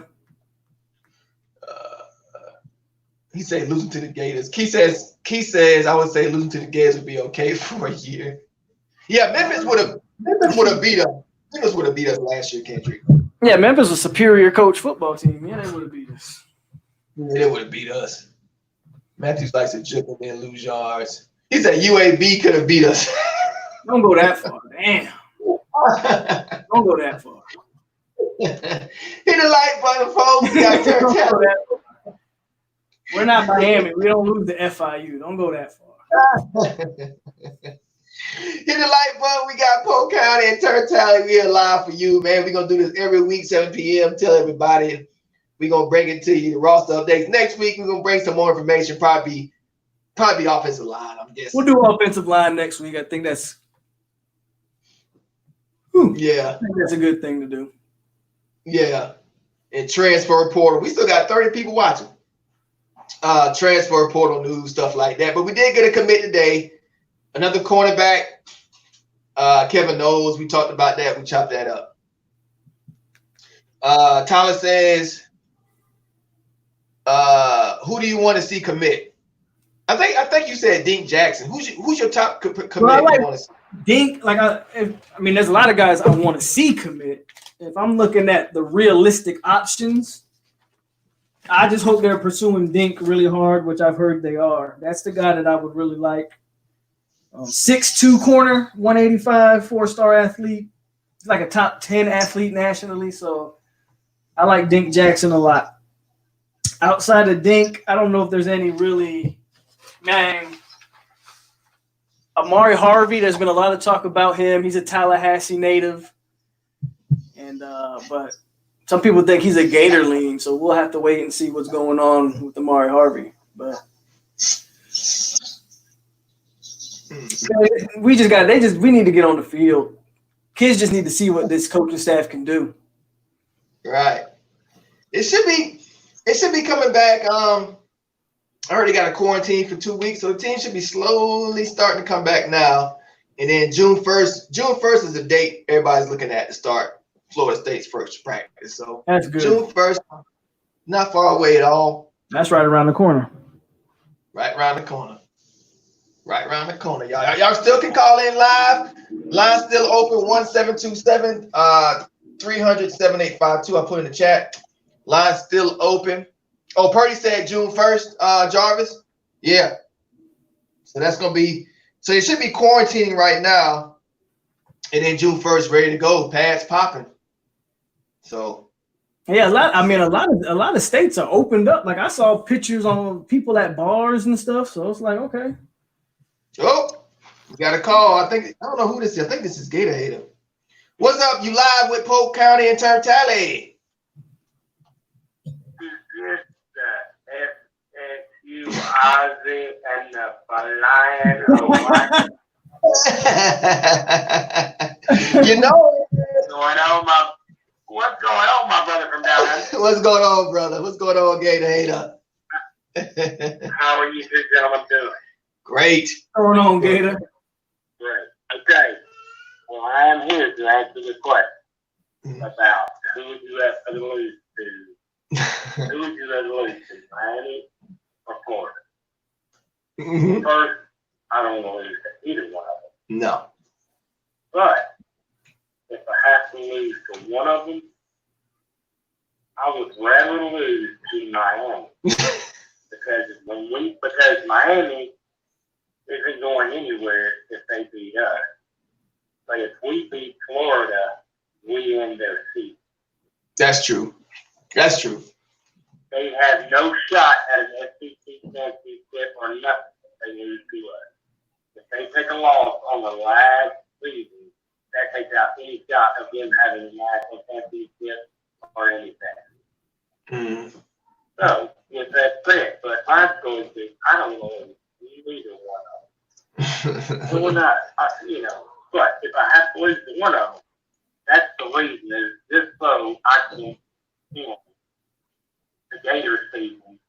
And we already know it doesn't matter if Miami beats us or not, they're not going anywhere. No. They shot last year and it's a big spread. So there you go. But anyway, gentlemen, I will leave you with that. But I did want to call in to the inaugural show because I always call in. Mm-hmm. As soon as there's an opportunity for that phone to ring, So. And that's a line over there. But yeah, I man. Listen. Last video, that new one you got, I love that, man. That's an awesome looking video. It's really good. Which one? But anyway, he said which one? He said which one? It was that red one that he had on. It wasn't red, but it was almost red. It was the garnet, but it really wasn't that deep garnet. It was like a lighter color. It came through on the video, but yeah. But the big FSU logo on the front, but it really looked good. I really liked it. It looked good. I always like hearing from you, Gator. So I appreciate it. And put my 2 cents on this question that was brought up. No blooded is right. We don't like to lose to either one of them. Mm-mm. But let's be honest. If we lose to Miami, that's not losing to anybody because they're not going anywhere. And Florida will be pressure. So that's how Gator Hater looks at it. You gentlemen, you have a wonderful night. And Ozzy, and go Nose. All right. Dude, funny, man. You always get a laugh. Hit that like button, folks. We still here chopping it up. This is nice, man. I'm nice and comfortable. I'm not used to this. Usually I'm all tight. My neck muscles tight. I'm yelling and losing my voice because I'm going back and forth with Miami fans and all that. And, Georgia fans. Yesterday on the T2Ys thing, I didn't even talk much, man. I don't know if y'all noticed. I just sat back, man. I can't sit here talk about Georgia and arguing. Did you see that? You watched the one yesterday, right? I watched a little bit of it. I joined, and they were talking about Georgia being the guy for college football, and I was like, what? But yeah, I couldn't. I didn't even join in. I just sat back and it's just like, okay, well, you know, it's like a business for me. Like sometimes it's like, but yeah, go ahead. no, I ain't saying nothing. It's just, Yeah, it's because all Gator no Hater, out there tonight. yeah, Gator Hater told me like I should link up with you. A few people before Gator Hater told me that a few days ago. A few people said it before him, and I was just like, yeah, Polk can come on anytime because we had Pat 1984 came on the Miami one. I said, yeah, he can come on anytime. It don't matter. But then I was like, okay, I'll just go ahead and make it official. Just link up, make it official, and we'll just do it. We'll just do it weekly. It's good too. I'm nice and comfortable. So I'm having a good time. Yeah, man. As long as the people want to see it, I'm down to do it. Yep, they want to see it. So line's still open. You got any questions for Polk or me? Doesn't matter. I'm getting lazy. That's why I'm like, y'all can ask Polk questions. I sit back. It don't matter. In the chat, we got about 26 people watching. Hit that like button, man. We all excited for the Florida State season coming up, like it's right around the corner. Everything's looking good. Coaching staff, everything seems like it's getting lazy. Everybody's seems like the coaches are really starting to put in the work. They put in the offers about just last month. The average of offers was like 4 a day for the past 30 days because they're offering kids from 2023 class. So they're looking to the future already right now, getting their relationships in. Florida, another note, Florida State's class could be a lot bigger. We probably be a lot higher ranked, but Norvell's going after quality. There are kids who want to commit that Norvell have currently on hold because he doesn't know the kids. So he wants to build relationships before he even. Also, I know Norvell wants to hold some scholarships. So we don't take up scholarship spots because there's a few guys that are sitting back in waiting mode to see how we do in the season that Norvell really wants. So Norvell must be just licking his chops, man. I mean, one question I have is because I saw Jarvis put, June 1st, I guess, is when they're gonna start coming to school. I guess that's what that is. June 1st is that when summer begins, right? Yeah. Yeah. So does that mean recruits can come on campus then? Like, can they start bringing recruits in too? No, it's just as far as I know, that's just the team. That's just the team. So the recruiting is still on hold. Yeah. Because if they can start recruiting June 1st, that'd be a big deal. But if it's just for the kids, then I don't know. It's good for the team.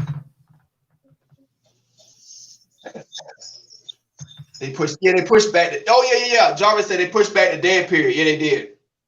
They pushed back the dead period, so which is good. I hope they push back. I hope there's no early signing day. That would help us. I agree. They should push back early signing day too, if that's the case. Please push that back. Please push back the early signing period. I know Norvell wants that. A first-year head coach. Oh yeah, he wants that pushed back. Push it back. So important season, very important season coming next season, man. Very important for Florida State. Where we're going to be, it's going to say everything. So the first year is really important as far as because we got to get the kids in. We got to get the recruits coming in. So yeah, I say we got to win at least 8. I say we got to win 8, man. 8 or plus. He's got to set the tone. He's got to. Not only do you need to win. I mean, 8 games. I'm on the same boat. 8 games at least, right? But not only do you need to win 8 games, you need to look good too. Like you need to look good against. Like no one thinks we'll beat Clemson, right? I'm not gonna sit here and pretend like we're gonna beat Clemson, but we can't go out there and lose 49-0. We need to look good against Clemson. We need to put up a fight. We need to look like a damn football team. If we can do those type of things, we'll be all right. Right. That's what I said.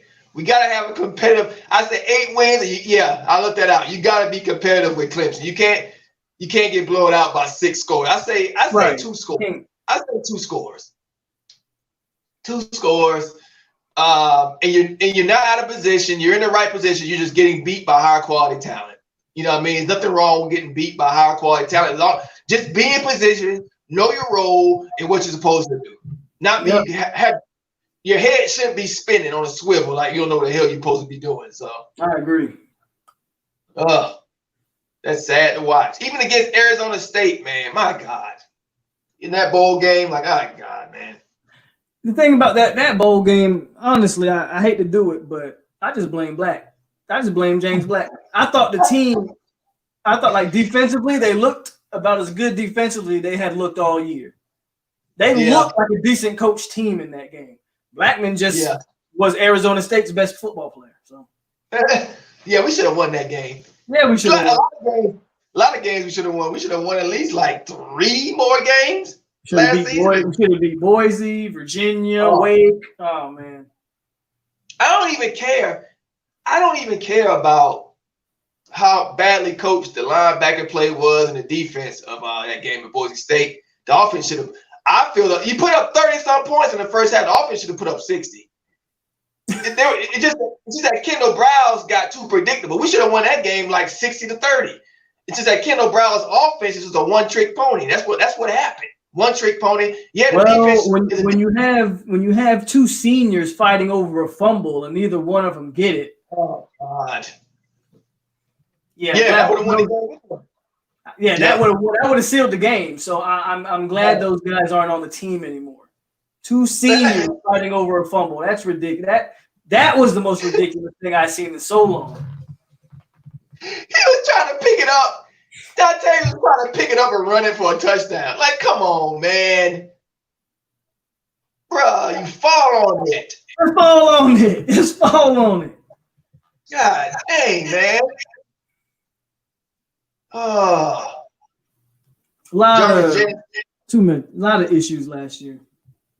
He said he blamed Blackman too. No, you thinking of Florida. I ain't seen a play where we've ever blocked each other. But in Florida, that's what you're talking about.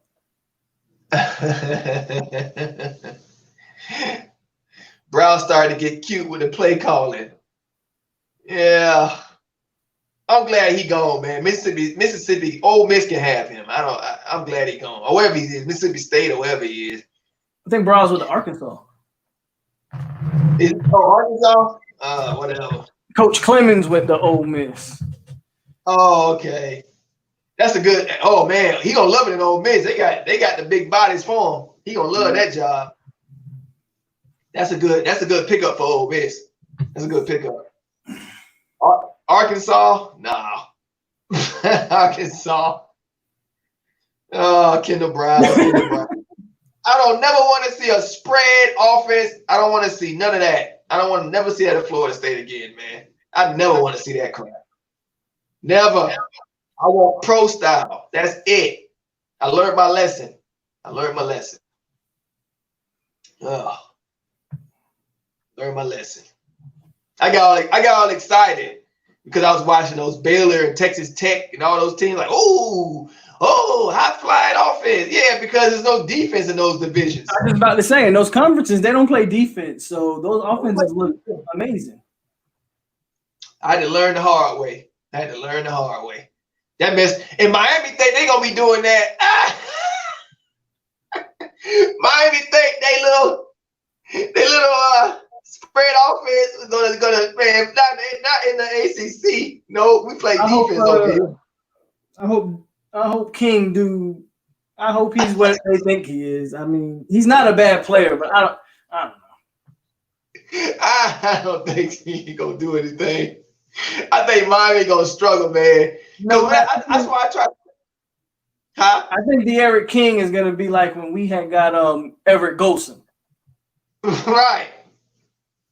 I think all they're gonna do is wear their defense down. That's all that offense does. It just makes your defense tired.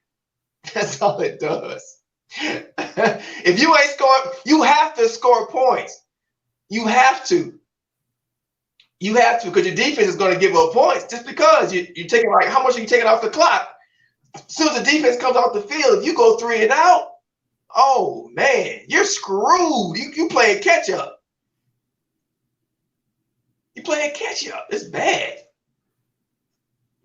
That's a good point, Tyler. Adam Fuller's got.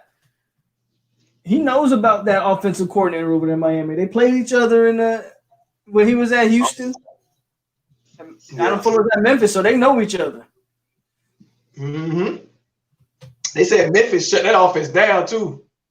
They said they shut that down. Somebody told me, one of the people in the chat before, said Memphis shut their offense down. Just the fact, I had no idea Felipe Franks was at Arkansas. Just the fact that they got Felipe Franks is a travesty.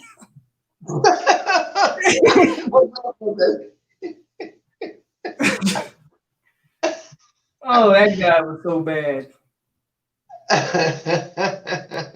He's terrible. That injury bailed Florida out last year. Like they were lucky that he got hurt. Right. We might could have beat them with Felipe. Man, Miami almost did. I'm telling you. Damn. That's a beautiful thing about college football, man. That's why it's my favorite sport on the earth, college football.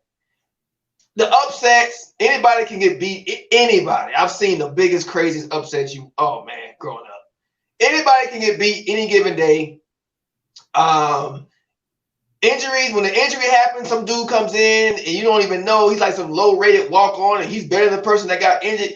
It's just, college football has always been like that. It's an amazing sport, man. Amazing sport.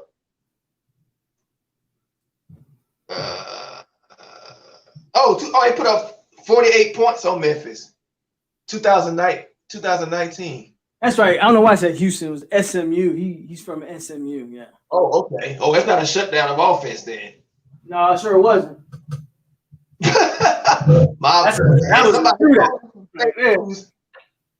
Somebody told me fake news. 54-48. God dang. Memphis ain't got no defense, huh? They still was ranked. They still was ranked, though. They still was ranked. I can't blame Norvell for leaving, for doing that good of a job, but you're not gonna get the talent in there. Nobody's gonna come to Memphis. I mean, it's Memphis. When you have a job like a Memphis, you understand that that's a stepping stone job for something bigger. Yeah. No one stays 30 years at Memphis. Like if you do, no, you're not a good coach. No.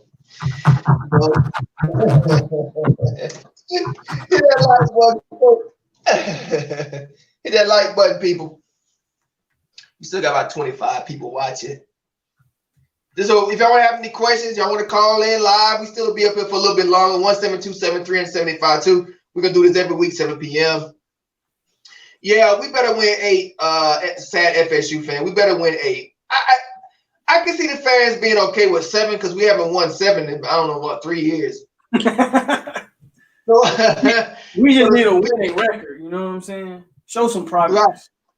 Right. Beggars can't be choosers. So no, I want 8. You can't just say get rid of, but it's not gonna look good on his resume with his schedule. If Norvell wins 7, even though it's his first year, if he just wins 7, I'm kind of like, I don't know if this is the guy. I gotta see what's on the field, of course, because that's gonna take more into account than the record. But with our talent, if we're coached up right and we're out talenting, 8? Is it 8 or 9? I think it's 8. Yeah, 8. So 8 teams we have more talent in on the schedule. So that's what we got to rate. I think we got to be. I think we got to be realistic with the talent. Okay. I think defensively. Okay. Defensively, I think we have a first rounder at every level. Like obviously we got Marv. Mm-hmm. And then in the secondary, I think Hampton Nasruddin can be a first round type of safety. We might not have any first round level linebackers, but I think the biggest issue when you start talking about talent is if we don't figure out the offensive line and we don't figure out a quarterback, all that defense talent They're gonna get tired. We gotta get an offensive line and we gotta get a quarterback. If they can't figure that out, 7 wins would be a luxury. Norvell's supposed to be a offensive mind. We gonna see what you got. Yeah, Supposed to be they gotta fix those glaring weaknesses though. We gonna see what he got. He got the big boy job now. You got the big boy job. You got the big boy table. You got ain't no excuses at Florida State. Ain't no excuses. Fans ain't hearing none of that. They ain't hearing none of that. I know, but I gotta, I gotta keep it real. Like I know we like to think we got all this talent, but and we do have talent. Don't get me wrong, but we got glaring weaknesses at certain positions that if we don't address, it don't really matter. Right. No O-line, no QB, and that's gonna be tough. Like that's why I can't see Black. I just can't see Blackman starting. To me, if Blackman starts, you're basically saying, okay, this season is like we're gonna just play for next season. Yeah. Oh, did we lose TURNTTALLY? Oh, you back? Yeah. Hey, John Shields trolling. We got better quarterbacks than y'all got, John. If you want to keep it 100, we got better quarterbacks in Miami. If you go as a quarterback room, y'all ain't nowhere near us. Y'all ain't. Now the O-line, y'all O-line just as shaky, if not worse than ours. So I don't know what you're trying to say. So right now, you can't really say the season hasn't started yet. We still got time to show up some things. But we're facing Miami for nothing. If we can get that Houston transfer on the offensive line, that'd be legit. Yeah. Like, if we can shore him up. If we can shore him up, that'd be awesome. That'll put me at ease because that'll shore up 2 tackle positions, and I think we're pretty solid at the guard positions anyway. So if we can get that Houston transfer, then we talking 8-9 wins. You know what I'm saying? He said King number 4 in Heisman. Oh, here we go. The Heisman National Championship all season Hurricanes. Every year. Here they go. Every year. King number 4. King ain't gonna be what you think he is, homie. He is not a Chuba Purdy, man. He ain't nowhere near Chuba Purdy's level. Chuba Purdy's the best. Fabian Lovett to Ole Miss, which I wouldn't be surprised because I reported earlier on in the show, Fabian Lovett hasn't been in contact with FSU staff. Oh, okay. That hurts a little bit, but it does. I think he's a solid player, but yeah, because we could have got 3 years out of him. But we get tackles, man. Odell gets tackles. It's the offensive line. I know the offensive line is going to be fixed, man, because Jimbo quit recruiting it. I know Taggart got a few kids in his stint, so that'll help. They're going to be bigger and stronger. We have red shirt tackles and stuff. We don't know what we really even got. And they were higher Taggart, they're big boys. So they had a year of development. So we gonna see, man. I trust Norvell will get it right. I trust he'll get it right. Well, we got no choice, I guess. We got no choice but the hope but the trust. Yeah. So because his job is on the line for that. It's fixing that. I mean, if he's such an offensive mastermind, that shouldn't be hard for him to fix. Offensive line and a quarterback. And if you can't get the guys you want your first year, which is normal, then you have to prove your coaching skills. Yeah. Right? You put everybody in the right position. The main reason why I believe in Norvell is because he's been able to get his guys. He's been able to get like Chuba Purdy. He should have never been able to land Chuba Purdy with that amount of time he had left. He froze again. Damn it. I think he froze again. Sad FSU fan. And I'll get him back, y'all. Sorry about this. I'll get him back. It happened before 10 minutes ago. Don't go anywhere. Let me go ahead and tell them in the chat. Am I back? I see myself. Oh, you back? Oh, you back? You back? Okay, yeah. You back?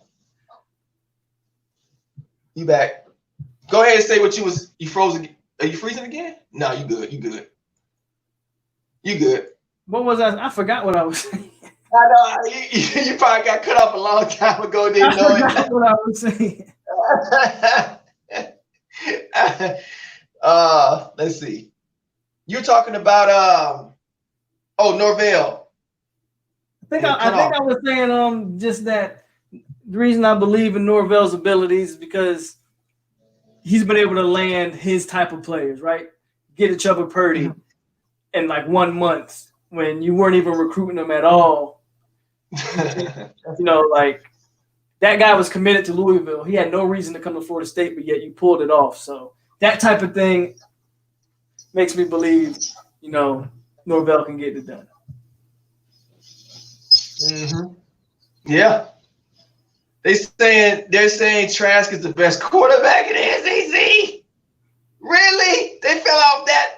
The fall off is that much after Burrow? Are you kidding me? Kyle Trash. I call him Kyle Trash. Trash. The one backing up Felipe Franks. Are you kidding? That dude ain't good. You know what it is? If you look at the projection, NFL projection, he probably like an 8th round pick or something. Dan Mullen is a really good quarterback coach, man. And I watched Dan Mullen and what he does. And his quarterbacks, I said this before, whatever their strengths are, Dan Mullen is going to do that every single time. Dan Mullen will never put a quarterback in position to do something he can't do. And Dan Mullen is good with that. He'll make an average quarterback look pretty good. Because he'll keep it simple and just throw the balls that they can throw and whatever. But Mullen can't recruit, which is a good thing, because if Mullen could recruit, we'd be in trouble. Yep. We'd be in trouble. We'd be in a lot of trouble. Because the Gators right now should be a national championship team, but Mullen can't recruit. His class team. He can't recruit, man. And he's been losing his, I think his last class tanked because of sexual assaults and all. He lost a lot. He lost like a 5-star offensive lineman. He just lost Walker just a few days ago. That's not even including the other 5-star tackles he lost. Receivers and quarterbacks. It's just it's not looking. It's a clown show with us. I think you froze again. Dang, what's wrong with you? Okay, you're back. Okay, I thought you froze. No, you good. You good. I'm just watching now. So that's the only thing. That's the only thing Miami has is a D line. Yeah, Miami hurting. Miami hurting. They're gonna find out with Quarterman and them linebackers gone. They're gonna find out with Quarterman and Pinckney when them dudes gone. They're gonna see it's gonna be a big drop off of that defense. I'm telling them.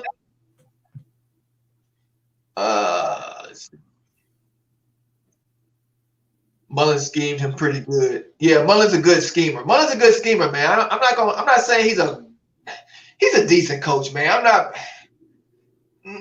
He's like a safe. He's a safe option. He's a good coach. I think Dan Mullen is a good coach, but like you said, he's not a good recruiter because he's a corny dude. Like he's a cornball. And his wife always kissing the players. Like that's weird. Weird. John Shields said the Canes D gonna feast on y'all. With what, man? Y'all cornerbacks are trash. We seen what the cornerbacks are. Your linebackers are gone. That was the strength of your defense. Okay, if you have a good defensive line, that's fine. But we can scheme and pick that apart. If y'all secondary, y'all back end ain't done. Y'all back end is nowhere near as talented as ours. Defensive line, maybe a wash. I'm not sure. I don't know. I don't keep track of Miami like that. Go ahead. What you saying? I think their defensive ends are better than ours, but our defensive tackles are definitely better than theirs. Okay, so that's a wash. Yeah, that's a wash. Thanks, Gator Hater. Thanks for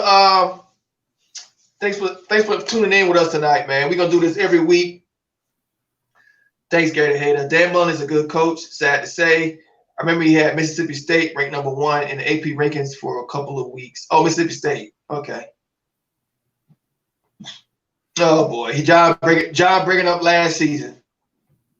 You don't do that in college football, John. You should know better than that. Let it go. Let it go. Yeah, last season don't mean nothing no more. It's over. That don't mean nothing. College football, yeah. What's up, It's Jay? new players coming in, new coaches, everything's changed. It's different. Jay the King. What's up, Jay the King? What's happening? Yeah, we got Polk on live tonight. First time, man. Weekly, every Tuesday night, 7 p.m. We gonna keep it rolling. I say the first episode was pretty successful. What you think? Yeah, man, it's good. It's good. Really good. It's better than I thought it would be. I thought it would be like 6, 7 people because just because it's the first night. Yeah. First night. So you got a little. They saw your name. You got a little pool in No Nation, man. Because the first night I did with T2Y, I think it was like 8 or 9 people, man. Yeah.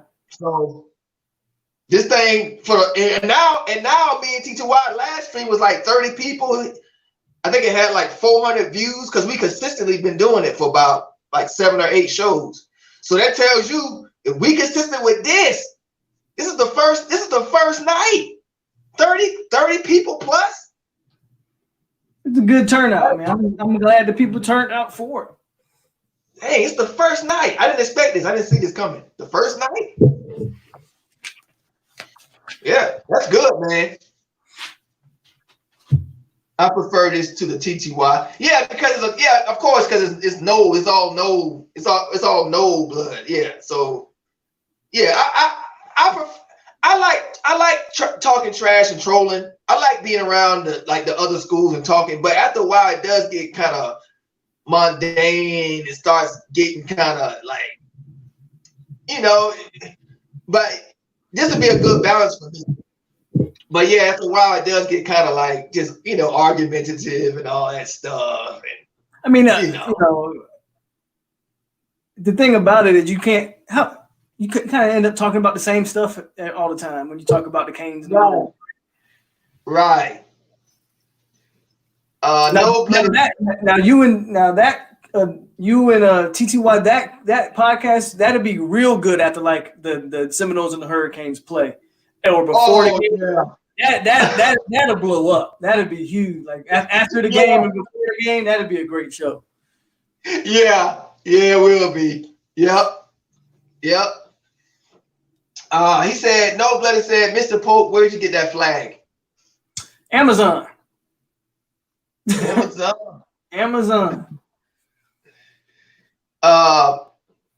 Jenny the King says he's actually he's trying to be a future Nole, Jenny the King. I think he said 2023 class. He called it a few times. Young kid. He says, is there any more news on the transfer portal? Not that I've heard. Nah. Other than Fabian Lovett. I think Jarvis put it out as a rumor that he's gone to Ole Miss. So that's a loss. And we're still waiting to see about Jared Williams, the Houston offensive tackle. Still waiting to hear from him. Please. I think we're in a good spot for him. Please get him, please. Yeah, I want him. If we get him, that'll sure up that offensive line. Right. Please. Novell got a plan though. I think we're looking at bringing in about 2 more from the portal. We're looking at bringing 2 from the portal. Hopefully they're big quality guys, not. Huh? I said I hope so. We need.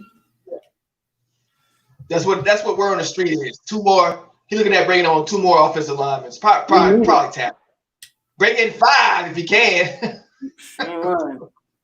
Bring in 5. Because I don't want to be top heavy. I see what top heavy looks like. What's that guy that transferred to Bama?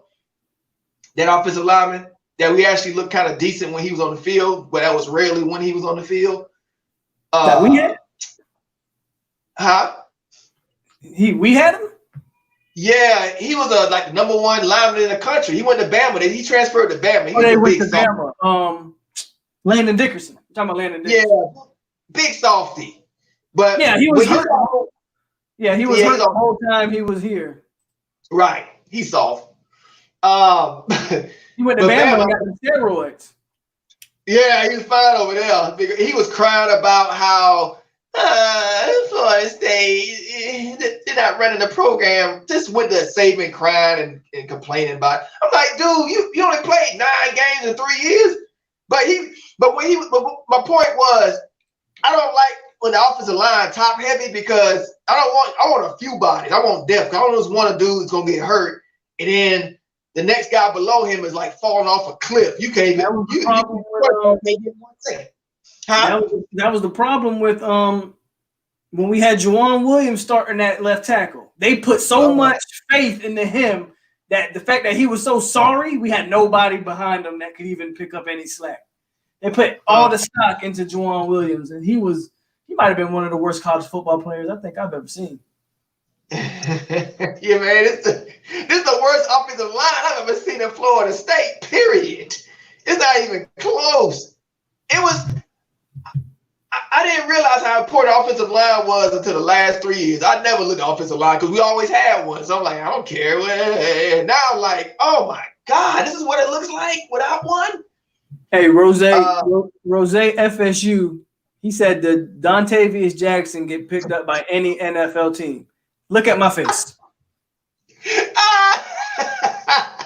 You think that dude is an NFL player? No. Hell no. That Dontavius Jackson ain't get up. For last I checked, no, he had not gotten picked up by any NFL team. Not even a practice squad tackle dummy. Not even that. Nothing. Isaiah Walker, man, you can't worry about us. You don't know what he even is. Just because he's a 5-star, you don't know what Walker is. Maybe the game maybe he didn't pan out. Well, I think when I heard Isaiah Walker was transferring, I knew it was Miami because he's from there. It didn't make sense, to him to go anywhere else. Yeah. Yeah, Jarvis, maybe so. Dickerson was right about he wasn't lying, and he Taggart didn't know anything what he was doing, but he was complaining and had the same issues with Jimbo, and he missed that block that snapped Francois' leg or whatever that injury was. That was on him. So I ain't trying to hear nothing Dickerson saying. Like, it's only a few players I listen to. Well, it's only like one player I listen to on Florida State, and that's Marvin Wilson. The rest of the players, man, haven't showed me really much enough to even be complaining about coaching because I don't see the effort. I don't see the buy-in for like 3 years now. Even when Jimbo was there, I didn't see a buy-in. Even though I gotta reverse that a little bit. Jimbo did quit on the team. Yeah, you're gonna lose respect to players when you quit. So, yeah. No Blooded said you wrong for that, Polk. Hey, it's the truth. It's the truth. That boy ain't playing no NFL football anytime soon. I'm sorry. Oh man, I think you want to cut this short. I think we ran out of topics to talk about. Yeah, you got something. Cool. I don't really have much. I just, like I said earlier, man, I appreciate you inviting me to do this, and we definitely gonna have to keep this going because I had a good time tonight. And if you haven't, go to my channel and subscribe to me, man. Polk, that's Polk County Nole. Polk County Nole, people. Yeah, this is a great success. 30 plus. So we got something to grow on here. We got something going on here. This is good stuff, though, man. I appreciate it. And I appreciate all you guys for tuning in and kicking it with us. Yes, sir. Yes, sir. Next week, I guess we'll get on the tackles. And then if there's any more commits, updates on the rosters, team news, we'll have it for you, man. Thanks for tuning in, y'all. Once again, TURNTTALLY, Polk County. Tell everybody about us. Nole Night is called Nole Night, y'all. Yeah, man. And leave that like. And stay classy, Seminoles. Stay classy. Let me go ahead and play this song out. and then we'll ride out, man. Shout out to everybody who showed up. Thank y'all for showing up, man. Any last words, Polk? I got nothing, man. That's it. Yeah, we're 2.5 hours. Tune in next week. That's all I gotta say. See you next week. Thanks, folks. All right, man. Chop it up, chop it up.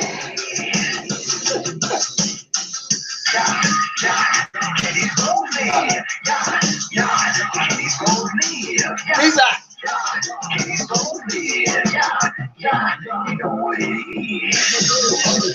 Like, oh, sure. Fighting type of say like, oh, Jesus, sure. Yeah, can't speak a cherry good. Yeah, giving you haters fear. We untouchable on that holy mountain. Face going like the sun sipping them liberal fountain.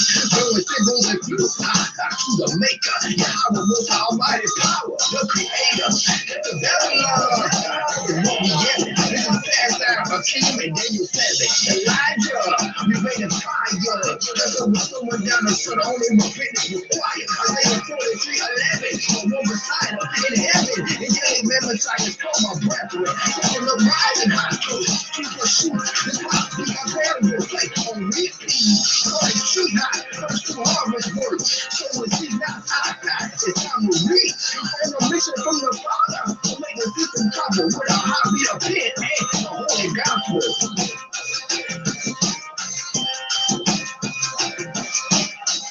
Yeah.